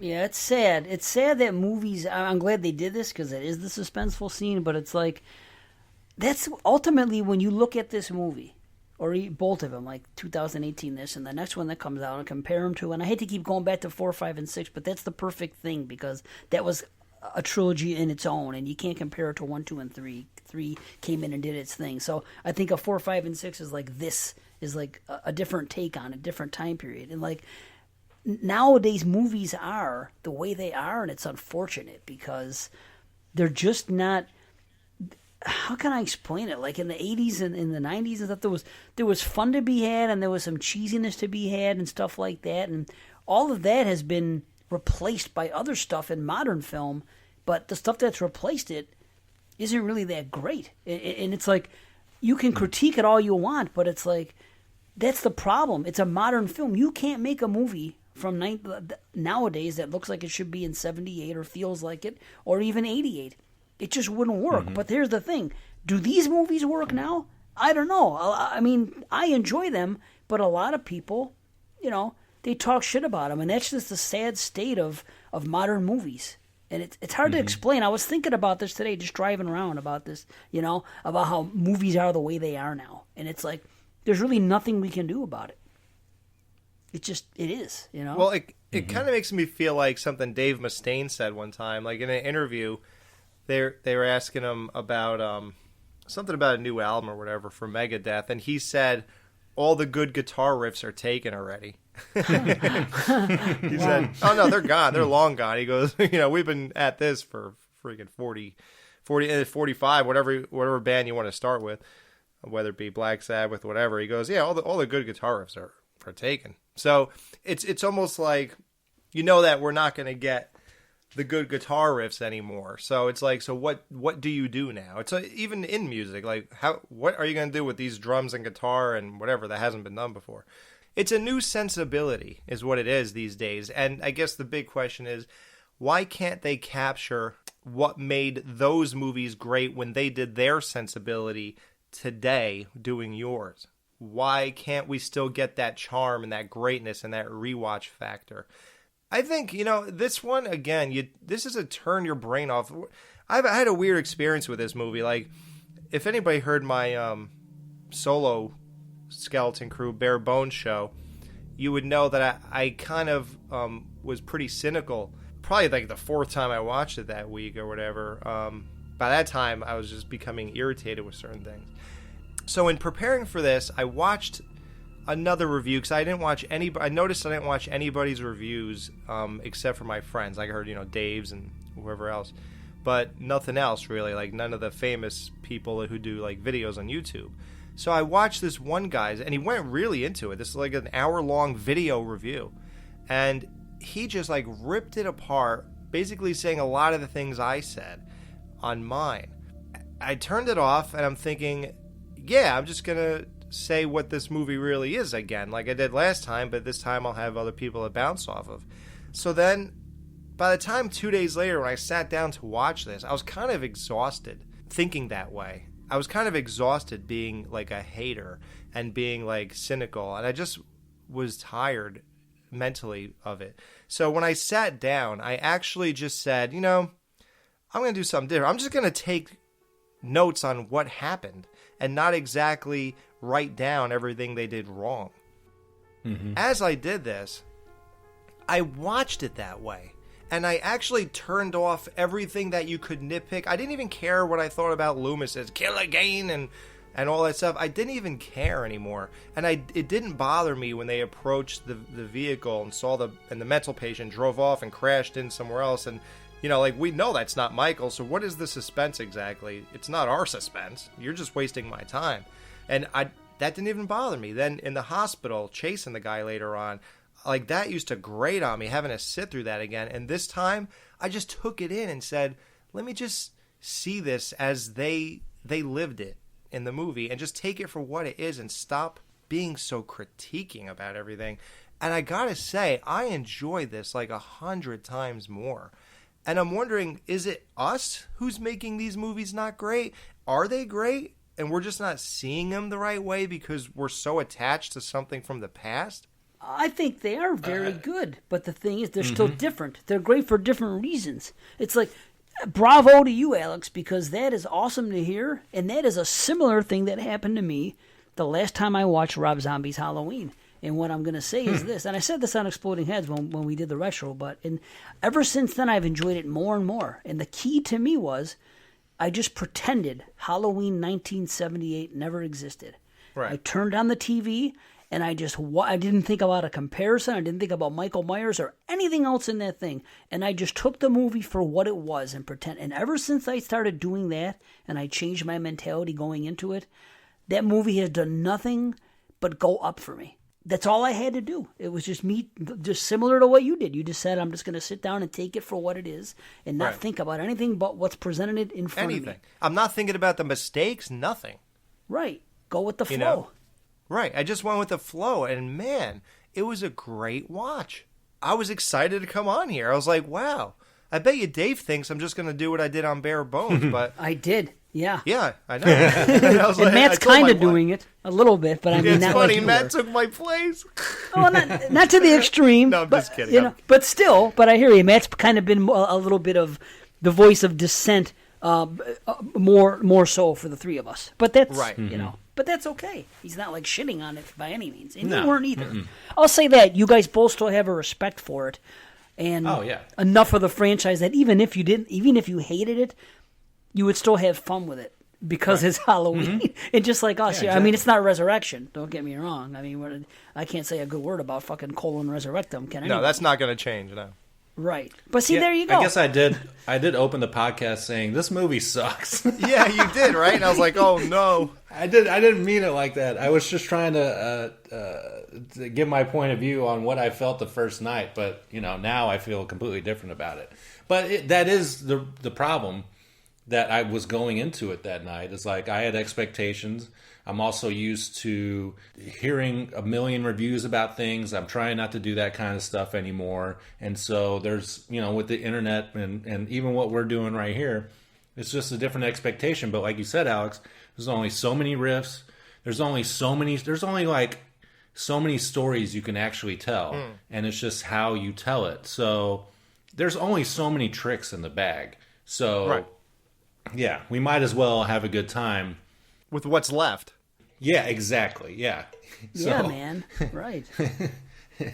and of course, some are going to do it better than others. But yeah, overall, I mean, we've complimented this movie on a lot of things: the music, the look, the actors, the characters, the kills. Yeah, we did.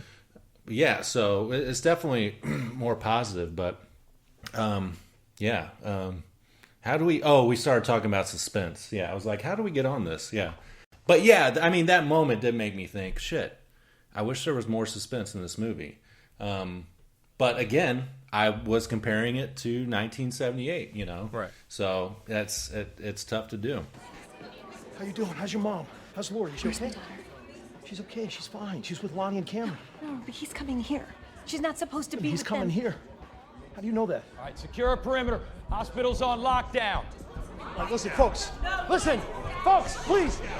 The boogeyman is at large. He's got no choice but to emerge. He is an apex predator. When he surfaces, there will be no pause. There will be no empathy. This ends when Michael is dead. Michael Myers will be executed tonight, and it will not go without witness. We need all of you Evil dies tonight! Evil dies tonight! All right, everybody, calm down. The sheriff's department No, Sheriff, we will not calm down. We have watched your department fail. Fail tonight. This is Haddonfield. This is our town. He killed my daughter 40 years ago and desecrated her body. Evil dies tonight. God damn it, Brackett. I am the law. Tommy Doyle and whoever he's with, I forget who all he's with, but I guess the mob is starting to grow. They find Lindsay and she's hurt, so they're going to take her back to the hospital. And at this point in the movie, Tommy's already been throughout town just yelling at people in the streets, which, I guess that's how you get a mob going. It seemed plausible to me this time, so... it wasn't just a bunch of rednecks at a bar, like in part 4. Right. A bunch of beer bellies running around town. Yeah. Right. No way, the phone just keeps ringing. Not no way, not no how. Let's go. And we've been going back and forth to the hospital, and the hospital's getting collectively worse with all the injured people coming in, and people are panicking because the news, and there's people missing, and there's all the police are there, and so... I was really buying into it this time that by the time Tommy gets there, he's been fired up for hours at this point.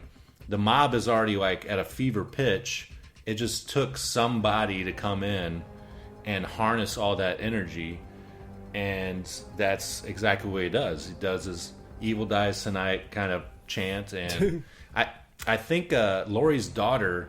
At this point, she knows that Michael's still alive, and maybe even Laurie does too. I can't recall, but she's convinced that Michael's going to come to the hospital for her.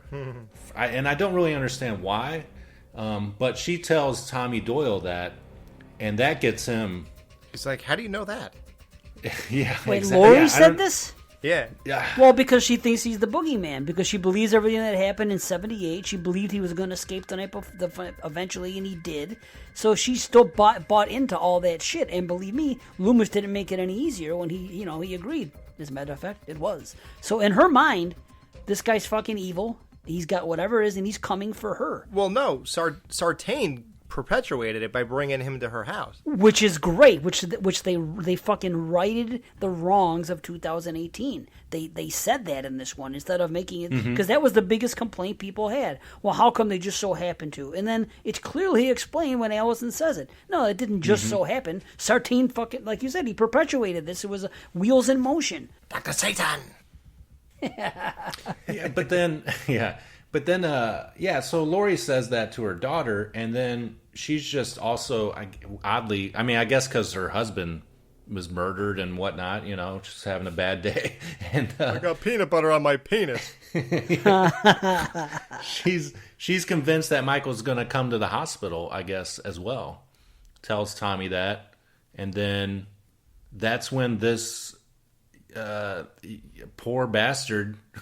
I feel so bad for this guy who all he does is trying to figure out life now after he was in a weird bus crash.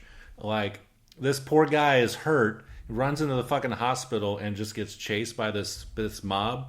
I do like the fact though that at least Laurie knows it's not him. I guess because he's like what, 2 foot shorter than fucking Michael.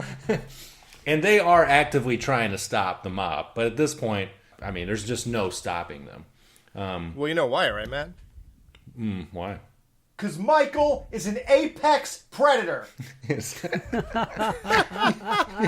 Wait, no, he also says, at some point he says, the boogeyman is at large. Wow, dude. Well, he He's got fucking that. Paul Revere, yeah. Well, again, the whole boogeyman thing. He was talking about the boogeyman when he was fucking, 6 years old in 78. Mm-hmm. So yeah. they got He's that gonna mentality. get you. He's going to get you. Yeah. Right. Mm-hmm. Poor bastard. When he eventually, I guess he just jumps, right? Because everyone's chasing him. He jumps off the building. And his death is like... That's the one brutal death I didn't want to see, because it's even the people that didn't deserve to get killed, at least they have the wherewithal to fight for themselves. And this guy, who knows what affliction he has, but he's in one of the biggest, worst institutions, in the tri-state area, and you see his splattered fucking head, and it's just like, good God, this is what you did. You fucking, I'd put it, I guess, primarily on Tommy Doyle. I mean, who else are you going to blame? If you got to blame someone, shit. I don't know. What did you guys think about seeing his splatteredness? It was a bit much. It was. I mean, of course, the effects look great, but yeah, it was just like, ugh. Yeah. And you knew it was going to happen. That's why the whole lead up to you knew how it was going to end. And I was like, man, I don't want to see this. And this poor bastard. And Right. I felt bad for him. Yeah. At least they didn't beat him to death. That would have been. Imagine if they were still stomping on him after he landed. God, Jesus Christ! Evil dies tonight. Evil dies tonight.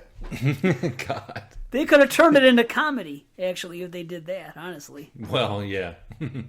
In this moment, I don't know if you guys picked up on this or if you think it's foreshadowing, but Laurie says, "Let him take my head as I take his. That's the only way he can die." Mm-hmm. So the big question, obviously, not to jump ahead as if we're done with this, but the next movie, how is it going to end?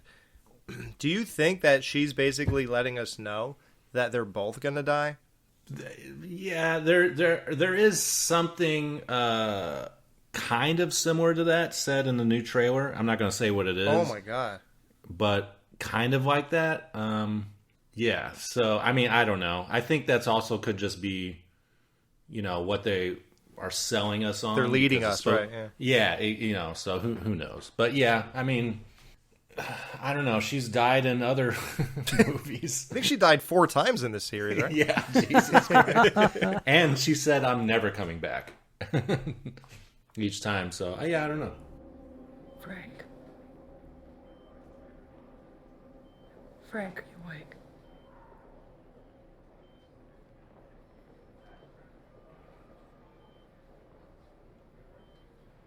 Do you remember that night?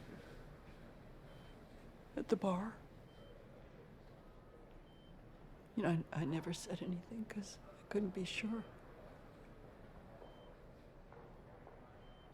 I was so messed up.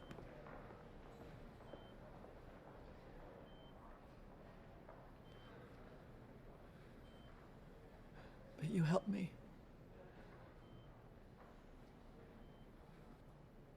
I always liked you.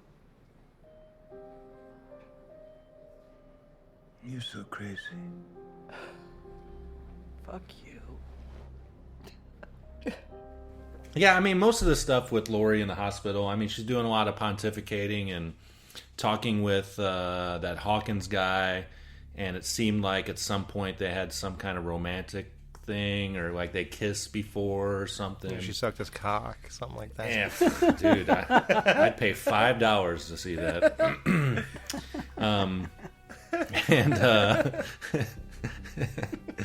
And yeah, to me, again, it's just most of it is kind of dull. I wish it was crammed into one scene or something. I don't know. But so what's next after this guy dies? Oh yeah. So the entire time, concurrently, Michael's still just trying to get home. As we realize, that's all he wants to do. It's like fucking what is it? Halloween Resurrection or whatever. Hopefully there's not a bunch of videographers in his house when he gets there. Dangertainment. Yeah. I mean, shit, if Tyra Banks was there, I'd be happy, but,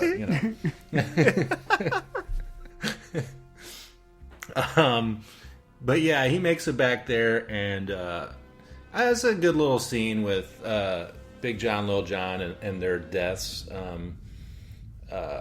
He gouged his fucking eyes out, dude. He fucking... That was cool. So brutal. And he stabbed him in the armpit, and it's like, well, I haven't seen that before. We've seen an eye gouge before, but holy shit. Yeah, it was pretty amazing. Yeah, that's straight out of, Halloween 4 he does that to somebody, I think.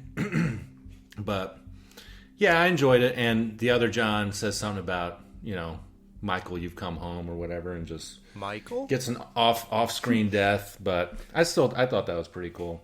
So, it's kind of at this point in the movie where, Michael's already home. They've killed the other guy. I'm starting to, like, kind of get, antsy a little bit. Because then I think the next scene is, like, Bonnie and Clyde and his dad get to the house. Right. And then they just get picked off, like, kind of one at a time. I do like that the boyfriend gets killed because I never liked him in the last movie. And I don't like him here. I don't know what it is about him. It might just be the actor. It's his skin. He has really gross skin. Yeah, and the granddaughter too. They're kind of sidelined in this entire movie. Yeah, and we get hardly any of them. And so when we do get them, I kind of don't care. Do you know that she has a musical cue? Did you guys pick up on that? She has a theme like Laurie's theme. Yeah, no, I don't know. So like Ellie's theme. It's like this. It's a theme like something you would play like after at the end when Laurie says, "I'm coming for you," like dun, dun, dun, dun, like whatever. So the first time I noticed it because I thought it was kind of humorous when she walks to the back of the car. It's like a hatchback, and she's picking out her gun. She says something along the lines of like, I don't know, probably "Evil dies tonight." I don't know, something like that. And then it goes dun dun dun dun dun. So then all of a sudden, like they're in the car, and then I guess the dad is saying, he's gonna go in the house, don't you go, whatever. So then Michael's going a beeline right to his house. She goes, then that's where we're going. Dun dun dun. Like whatever it was, they did it twice. Every time she gets done with these like proclamations that we're gonna go get him. Huh. Yeah, check that out next time and try to pick up on that. It's kind of funny. Yeah. Well, it makes sense she would have her theme because she's, essentially, like the last movie, she's, outside of Jamie Lee Curtis, she's the lead, she's like the final girl, at least supposedly, so. How'd you guys feel about the young kids in this movie and their part and everything? It's just a couple, right? Who the hell is it? Right. Just the two at this point. Yeah. It's the Allison and Cameron. That's it. And they were barely in it. And even when they were, I was kind of like, I could have done without this scene. I liked seeing the kills and stuff, but it's so strange, isn't it? Because they can't introduce new kids because this is a different thing. It's a slasher, like you said earlier. It's primarily adults and stuff. And it's like, well, we're not going to bring it. They could have brought in kids. Instead of Little John and Big John, and instead of the couple in the beginning, the fake Elrods and all that, they could have done that just to have kids get killed. Because usually that's what they do. They just have bodies come in and whatever. And would that have been an improvement? I don't know. They could have just had kids at the Myers house. Like, instead of Little John and Big John, it could have been like their parents were gone and it was like a brother and a sister and their two friends or something. They could have done that. I didn't want kids. And I think because there are no other kids, seeing them back, seeing Allison trying to have like some kind of heroic moment at the bottom of the stairs where she's saying like, kill me or stab me or something. Right. Yeah. On her knees, it's like, I don't know. It just didn't feel like, it didn't do anything for me. I feel like it should have been like a charged moment or whatever, but right. I just didn't really care about her. We didn't spend enough time with the kids, but then again, that's kind of what we wanted because this is a different type of movie. So yeah, if we're not introducing new kids, we're going to have different people in these houses and whatnot. Then, yeah, it's almost like they're kind of lost. They have to be there. They're living characters from the last one, and the daughter, the granddaughter, I should say, is at least supposed to be important to the trilogy. So you got to have her. But I hear you because we don't spend enough time. All we do is see her defy her mother, and I get there's the heart of it. She's like, I'm going to do this. Michael's alive. Grandmother's been saying this all this time. He's going to come. I'm going to go. I don't care what you say. I'm going to go kill Michael. But then, because they spend so much time with the mob and the hospital and everything else, like other people that aren't the two of them, it's almost like they become a little bit inconsequential because we don't spend time with them, right? Isn't that what it seems? Yeah. Mm-hmm. Yeah. And hey, whatever. I'm glad to see the guy die. That's for sure. I didn't hate him in this one. Like the last one, but I'm glad. I loved the way he went out. That was fucking one of my favorite moments of the film. So, and I can't even remember what happened with Lonnie. I thought he died at the end. He got stuffed in the attic. Yeah, he died before, maybe it was off screen, before the kids, or before his son got killed. So Shit. And who keeps a fucking jack-o'-lantern in a closet? You notice that? He opens the door and a fucking jack-o'-lantern, a carved fucking jack-o'-lantern falls out on him. Jack-o'-lanterns, they're either on the porch with a fire in them, or when it's over, they're fucking done. They're in the trash or they're at the side. Who keeps it? Let's put it in I'm a going to closet. save this for next year. Maybe it's a jack-off lantern. Nice. Maybe he bought one of your things. He listened to your old show. God. Awesome. See if you ship one to 45 Lambkin Lane. Amazing. Wow. Whew. Yeah, well, I mean, we kind of already talked about the rest of the movie with the mob at the end and the daughter getting killed upstairs. Yeah, and also, Dave, I second the fact that, you know, it's like Michael kills everybody in the mob, and then the police show up, but he still just gets upstairs somehow. I don't know. It seemed strange, but whatever. There is a back door, and they talk about it. So that excuses it for me. Oh, yeah, that's right. Because Did Little you John lock and the Big back John door? say it. Yeah. Yeah, but if he did do the back door, he still had to walk up that flight of stairs. But nobody was in the house, though. She was the only one upstairs. Everybody else was downstairs or elsewhere, no? Or am I wrong, Alex? I thought they were on the front stoop or something. But, yeah, I guess he could have done it. But I did think it's weird that Karen's, like, walking through a crime scene to go stare out of the window. Because, like Cameron's head is still there in the staircase, right? Like, when you walk past him, like, why are you allowed to walk through there? You know, it's like... And what's her motivation to go do that? Like, she doesn't know about Michael being there. You know, She saw the clown. She saw young Michael in the window. Remember, she saw the vision. Right. It's basically kicking off the fact that we're going in a supernatural thing here. There's something more. They're finally coming with it after, let's say this is the third movie, if you're including Halloween 78. They're finally acknowledging, okay, we've exhausted everything else. We've done this. We've done sequels. This is this new timeline. Let's just go there. And that I just think that's what they're doing. They're just going to straight up, okay, we're going to go with Michael has an evil power. He is evil on two legs. Although that's bullshit because he didn't kill the baby. But still. Right. Oh, right. Yeah, but Dave said that he wants to see a movie where Michael kills 100 babies. I'll settle for one in the meantime, but yeah. Is it called the abortion clinic? Yeah, let's fast forward all the surveillance tapes. That's how they have to do it now with all the new rules and shit. Just call Michael Myers. He's like Dr. Kevorkian, except for abortions. So wait, what do you guys think? Let's get to this window thing. Like, this should be talked about, I think, right? So they're trying to now, oh, we're not going to do Thorn. Oh, we're not going to do that's his niece and that's his sister. We're not doing this stupid stuff. No, this one is his window. And it's like, oh, well, why? Why are we doing that? Oh, well, the very first thing Michael did was you see the POV and he looked up at the window. And the light turned off. I was like, oh, yeah, well, so what? That's his sister's bedroom, and that's where she was having sex. Yeah, right. But then he walked upstairs, and he killed her in that room. Okay. Then Brackett and Loomis were talking, and the gutter hit that window. Oh, yeah. Right. Okay, so yeah, then that's it. Right? I mean, is there anything else?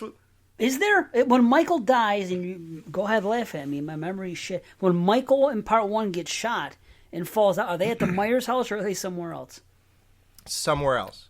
Okay, because I was going to say, that could be the same window that fucking Loomis looks out of and sees that Michael's gone, but different house. Okay. He's possessed by Loomis. Yeah. So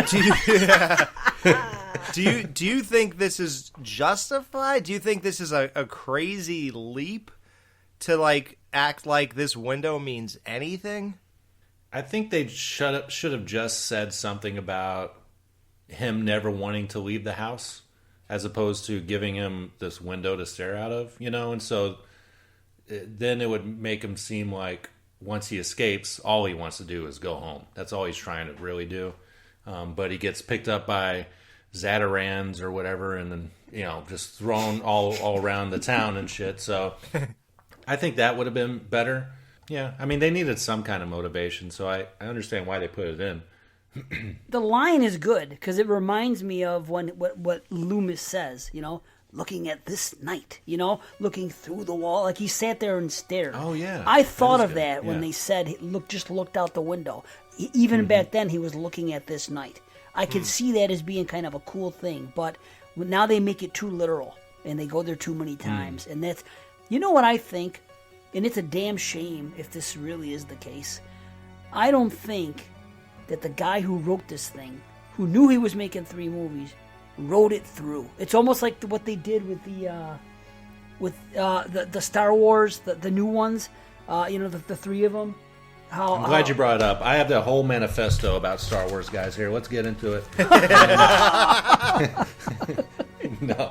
But you get what I'm saying? It wasn't written from point A to point B to point. It wasn't written start to finish. It's almost like they decided, okay, we're going to do this. And we know for a fact in Star Wars that somebody else put their own spin on the second chapter there. So I think that's the problem. I don't think they took the time to sit and write a 3-act freaking, masterpiece of 3 movies. I think they wrote it as they went. I could be wrong, but that's kind of the way it seems here, because look at it this way. Like I said, they corrected the mistake of part 1 by doing this. That seems to me like they wanted to do like someone else. Wait, what mistake did they correct?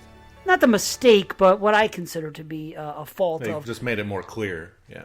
Michael knowing where Laurie was and just so happening to stumble upon her again. And people critique that. So in this movie, they made a point to say, no, that was Zatarain's that did it and whatever else. And I thought we already knew that, though.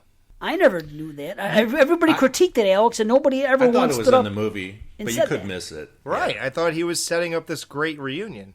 I don't know. How come everybody complained about that and says, oh, we're supposed to just swallow that he just so happened to know where Laurie was again? It's quick dialogue. Oh, so I know why. I think we did talk about this.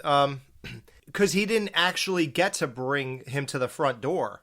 So I think that, don't you remember when Allison gets out of the car and runs into the woods, she makes it to Laurie's house. And then one could assume Michael just followed her.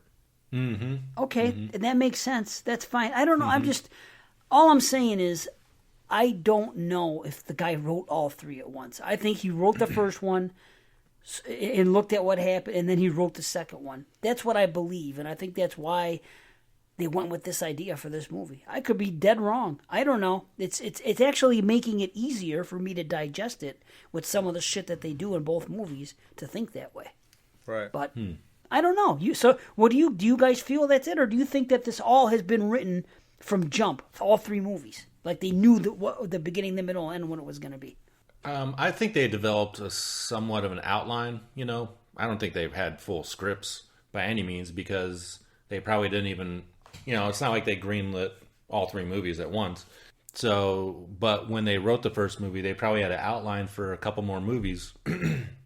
But how fleshed out that was, who knows? Yeah, but the finer points of something like this with the window, do you think that they wrote about the fucking supernatural thing in the window when they were writing part 1 and the things that probably happened not. there? That's what I'm saying. Yeah, it probably wasn't in the broad strokes, unless like there's some big thing at the end with this window. I don't know.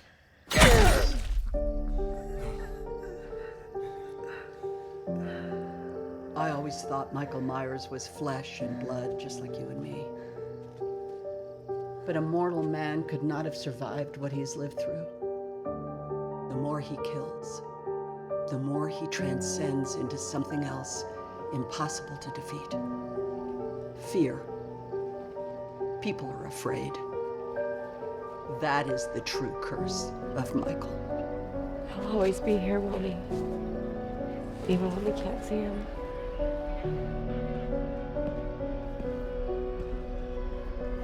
You can't defeat it with brute force. If we only knew then what we know now.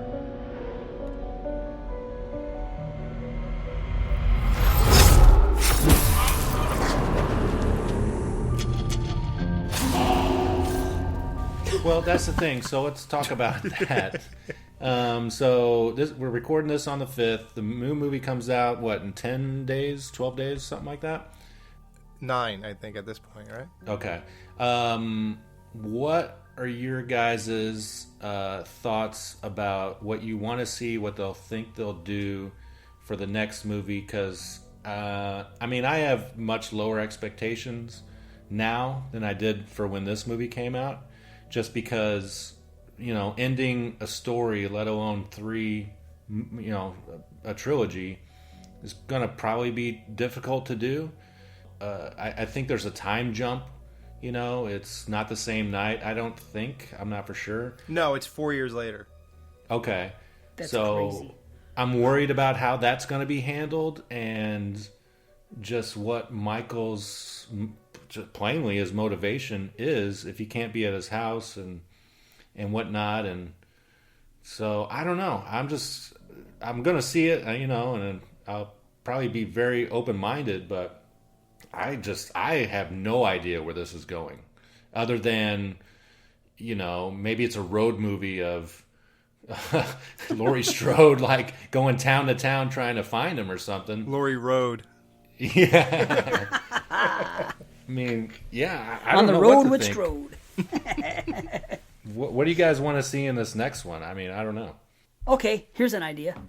Because it's 4 years later. This is the fact. It's 4 years later. I think so. Yeah. Okay, I hope they go back to basics then. I hope it's 4 years later, and there's talk of fucking, Laurie still, she couldn't find Michael, and people have actually chilled out, and then all of a sudden it just becomes babysitter murders again, and fucking do it, and Laurie knows the place to go and something else, and then they have this grand finale. But it's much more quieter. Where the second one had to be a direct pickup from part 1. Yeah, you're right. Yeah. Now we can go back to the sleepy town of Haddonfield, which, although people know that this guy's still out there, so it's going to be discussed and thought of, but how awesome would it be if it went back to like a 78 and like freaking he stalks babysitters again or kids or something, and then the grand finale, I don't know what it's going to be, but at least there's the potential for that if it's 4 years later, because there's no hunting of him. Yeah, we can't get a mob story again. That just won't happen. Yeah. No, that would be lame. Yeah. Yeah. Or maybe it's going to be like Halloween 6, where they've canceled Halloween and all this shit because everything that's happened. Oh, shit. That'd be awesome. Maybe. That's a big possibility, yeah. I hope they do end that, and I hope at the very end it's revealed about the supernatural because of Thorne, and then the fucking credits roll.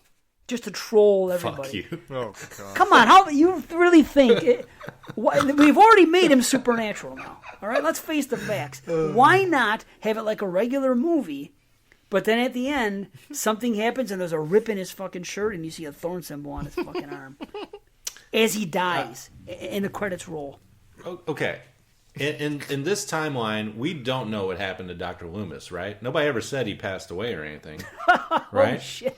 Right. So what if all of this is like a dream, a ruse of Dr. Loomis and Michael, and they're just playing this cat and mouse game, and like the town of Haddonfield is just all their puppets in their wake, and we bring Loomis back, and he's like a main character for the next one.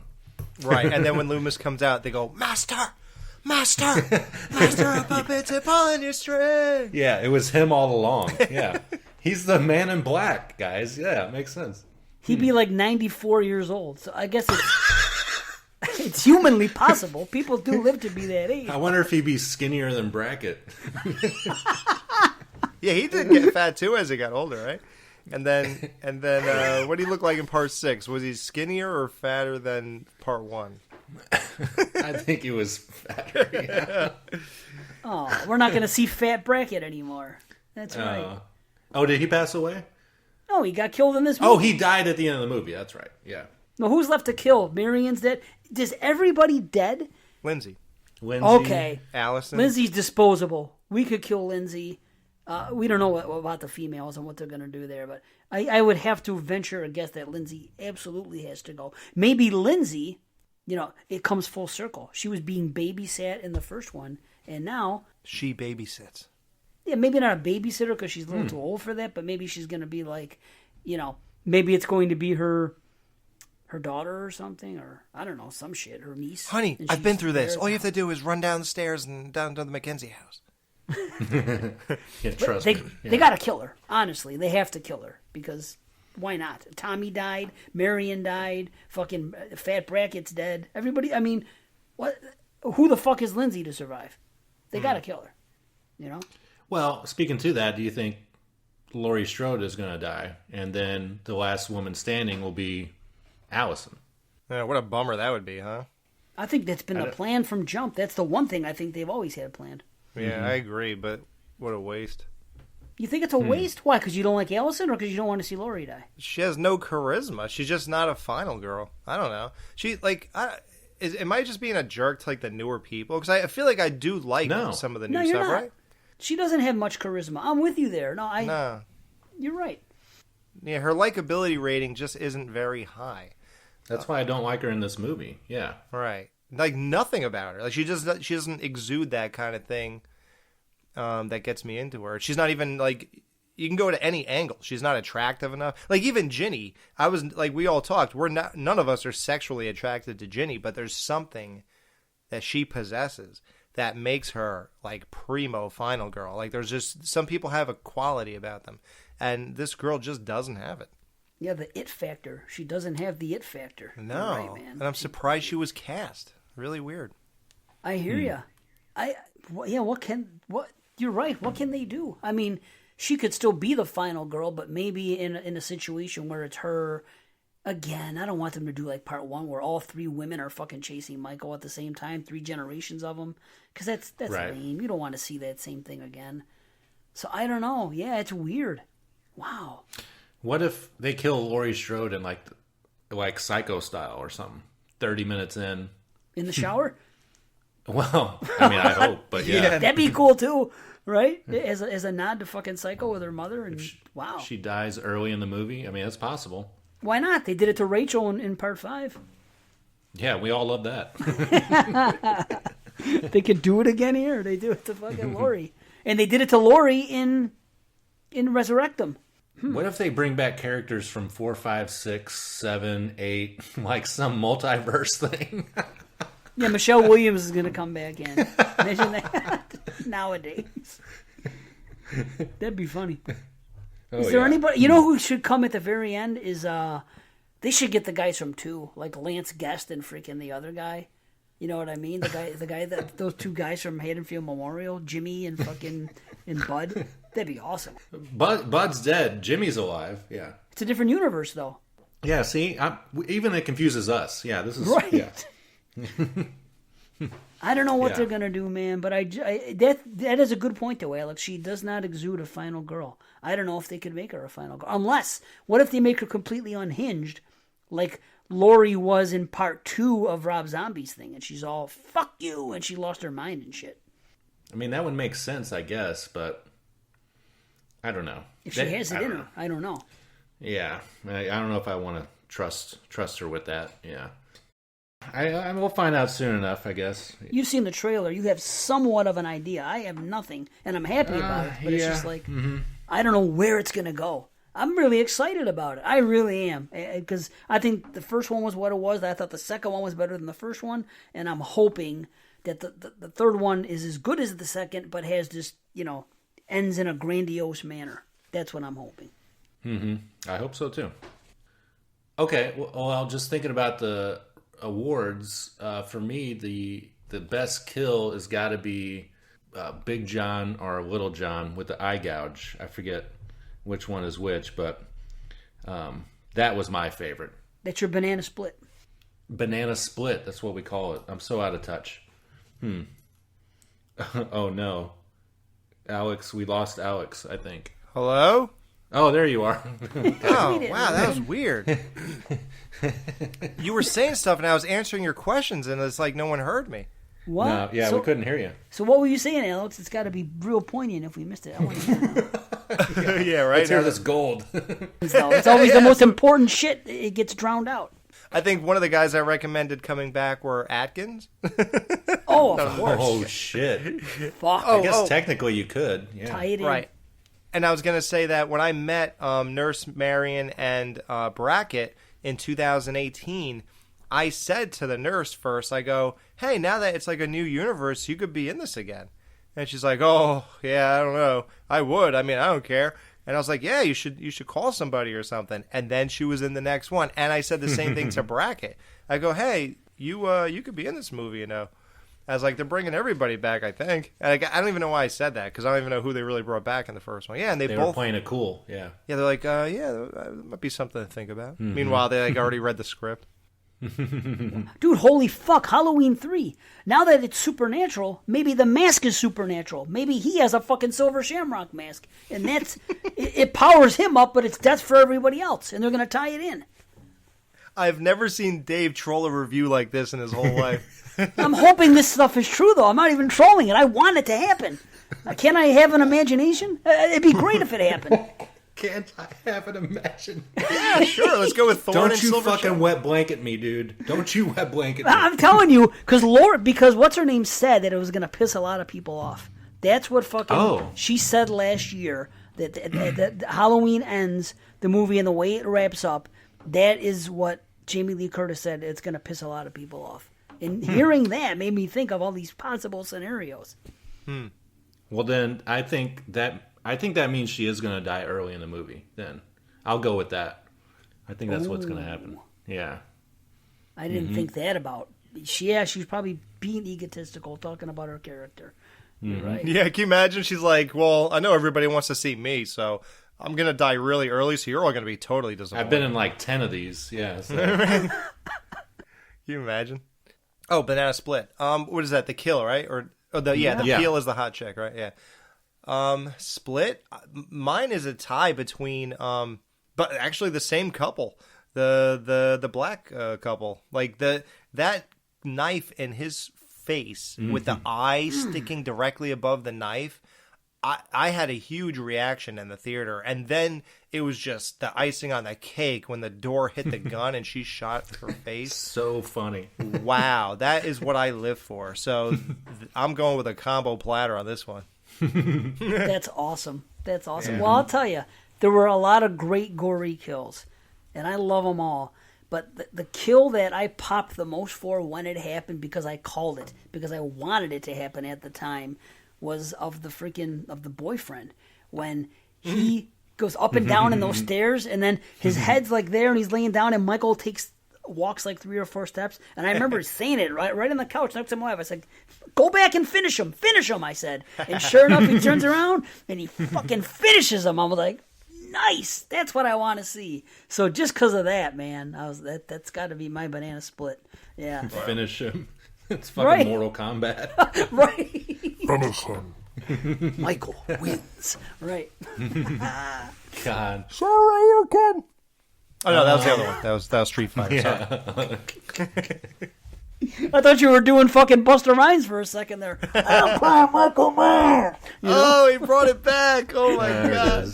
There it is. I thought that was. What, are you stupid or something? Your shit ain't working right. Wouldn't be a BL retro. He says fucking skedaddle. Can you, but what grown man fucking says that to another grown man? Come on, get the fuck out of Dodge. Oh, fuck. My god. All right, Danger. So Banana you'd like to peel. Not much to choose from here. This one's kind of tough. Yeah. I mean, I guess I'd have to go with Lindsay, right? Yeah. Yeah, it's got to be her. I mean, unless you want the young stuff. No. Then you go with Allison. Hey, asshole, my daddy's the fucking sheriff.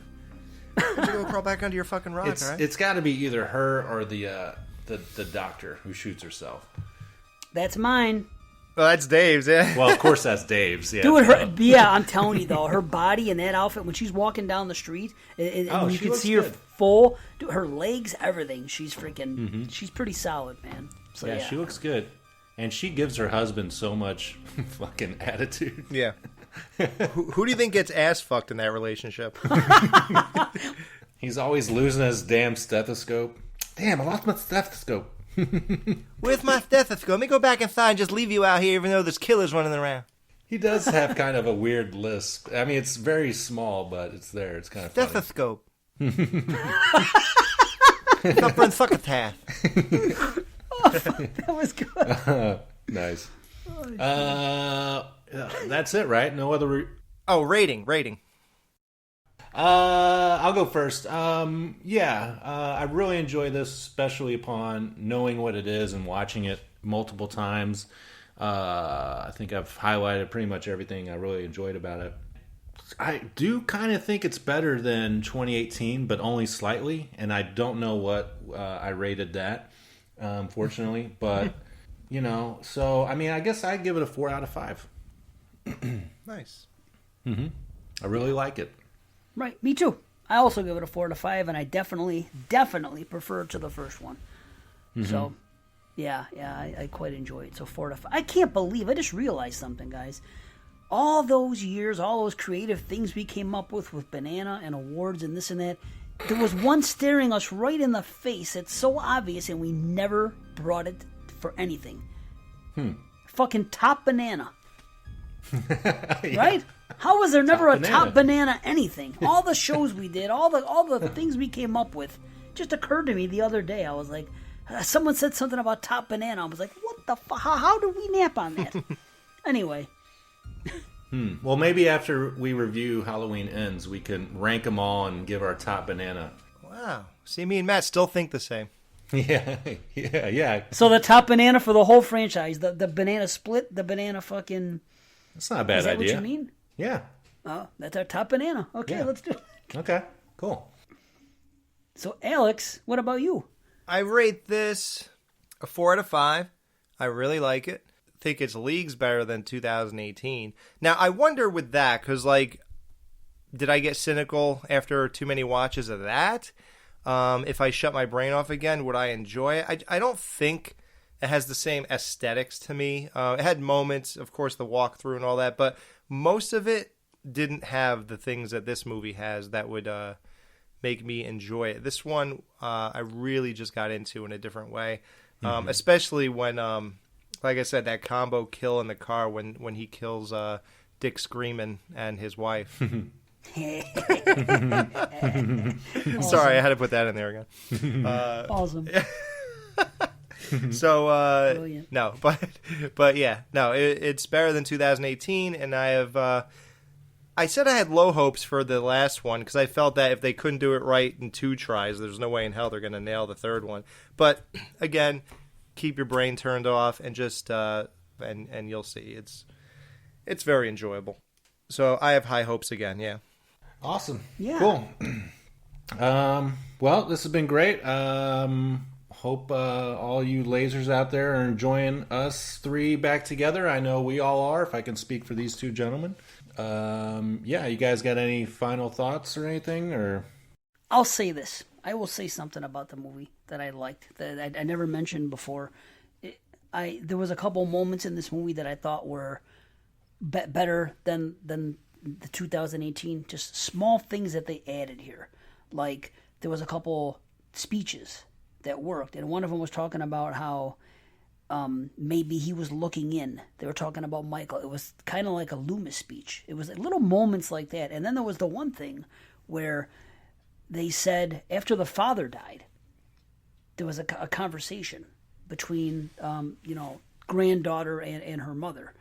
And they say something, they said, he'll always be with us even if we can't see him. And they're talking about the death of their father. And then at the end of the movie, they're having a similar conversation, and they say the same thing, and this time they're talking about Michael.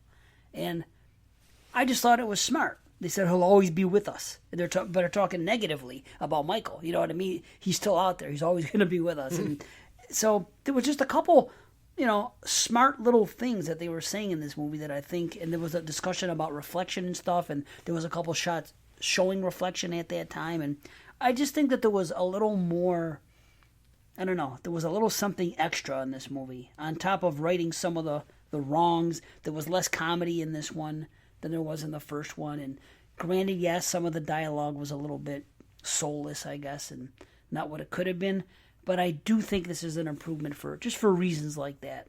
So, just wanted to put that out there. But you still do rank the producer's cut of 6 higher than this, though, right? Just to be clear. No, but I still do. I'm looking forward to watching the producer's cut. Oh, me too. Yeah. I think I'm going to put it in. I've really grown to quite enjoy it. It's my favorite of anything. Like 4, 5, and 6, that's my favorite thing to watch is the producer's cut of 6 now. Yeah. And how about that? We probably said it in 2018, but you guys laughed at me when I said they should bring Laurie back to Haddonfield. And I already gave you credit for that in our Okay. review right before this. I kind of figured, but it's been so long. Yeah, I said, can you believe after all the shit I talked that Dave was right and I was completely wrong? I said, I have no idea what people want, I guess. Well, I don't know if it worked. It got a lot of complaints. People shit all over these fucking movies. Like 4, 5, and 6 are fucking the Golden Road. But whatever. Yeah, I know, right?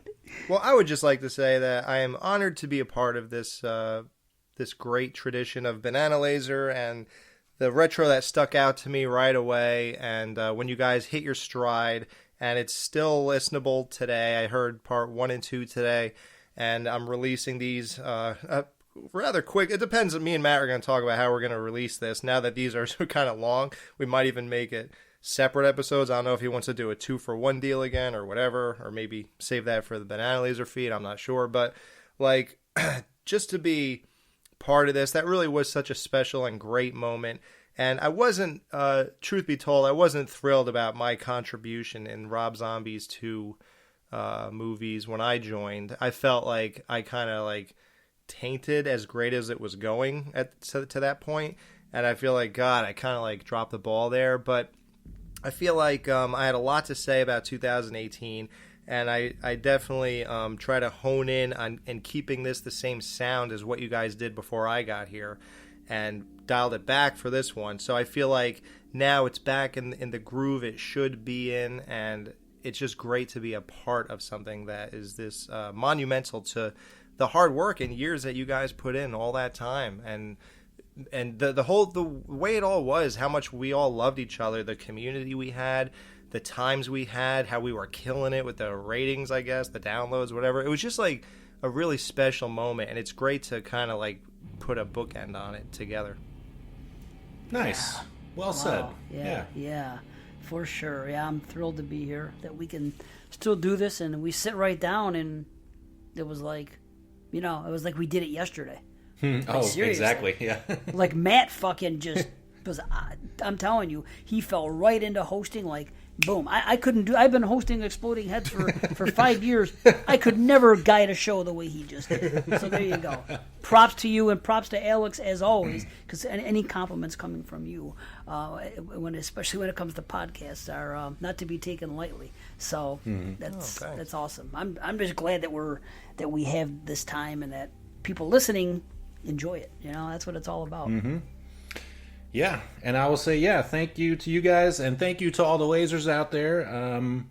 Like Alex said, part of our little community, and this is another aspect of it. Thanks for listening. Happy Halloween, and I'll end by saying that we're all going to take Huckleberry and say night-night.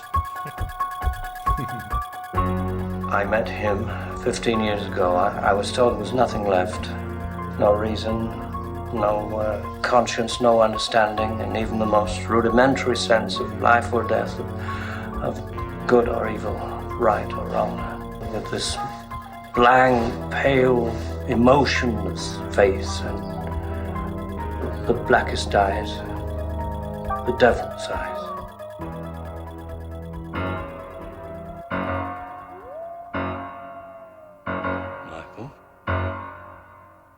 BananaLaser. Don't go to Haddonfield. BananaLaser. God damn you. Hello, BananaLaser. He's not human! I shot him 6 times! I shot him in the heart! BananaLaser. You don't know what death is.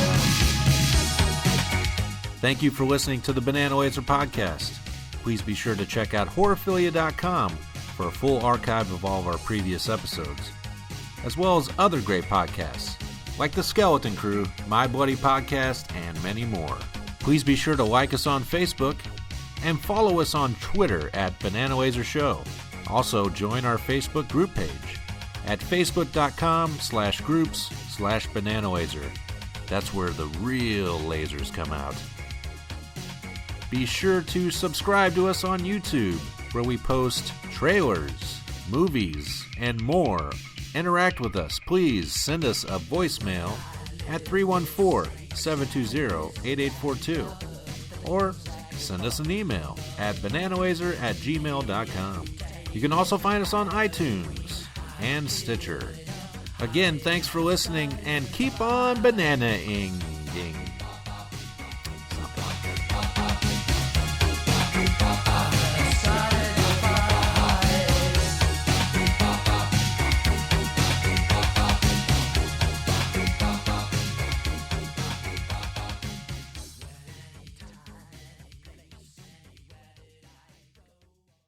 Happy Halloween, everybody!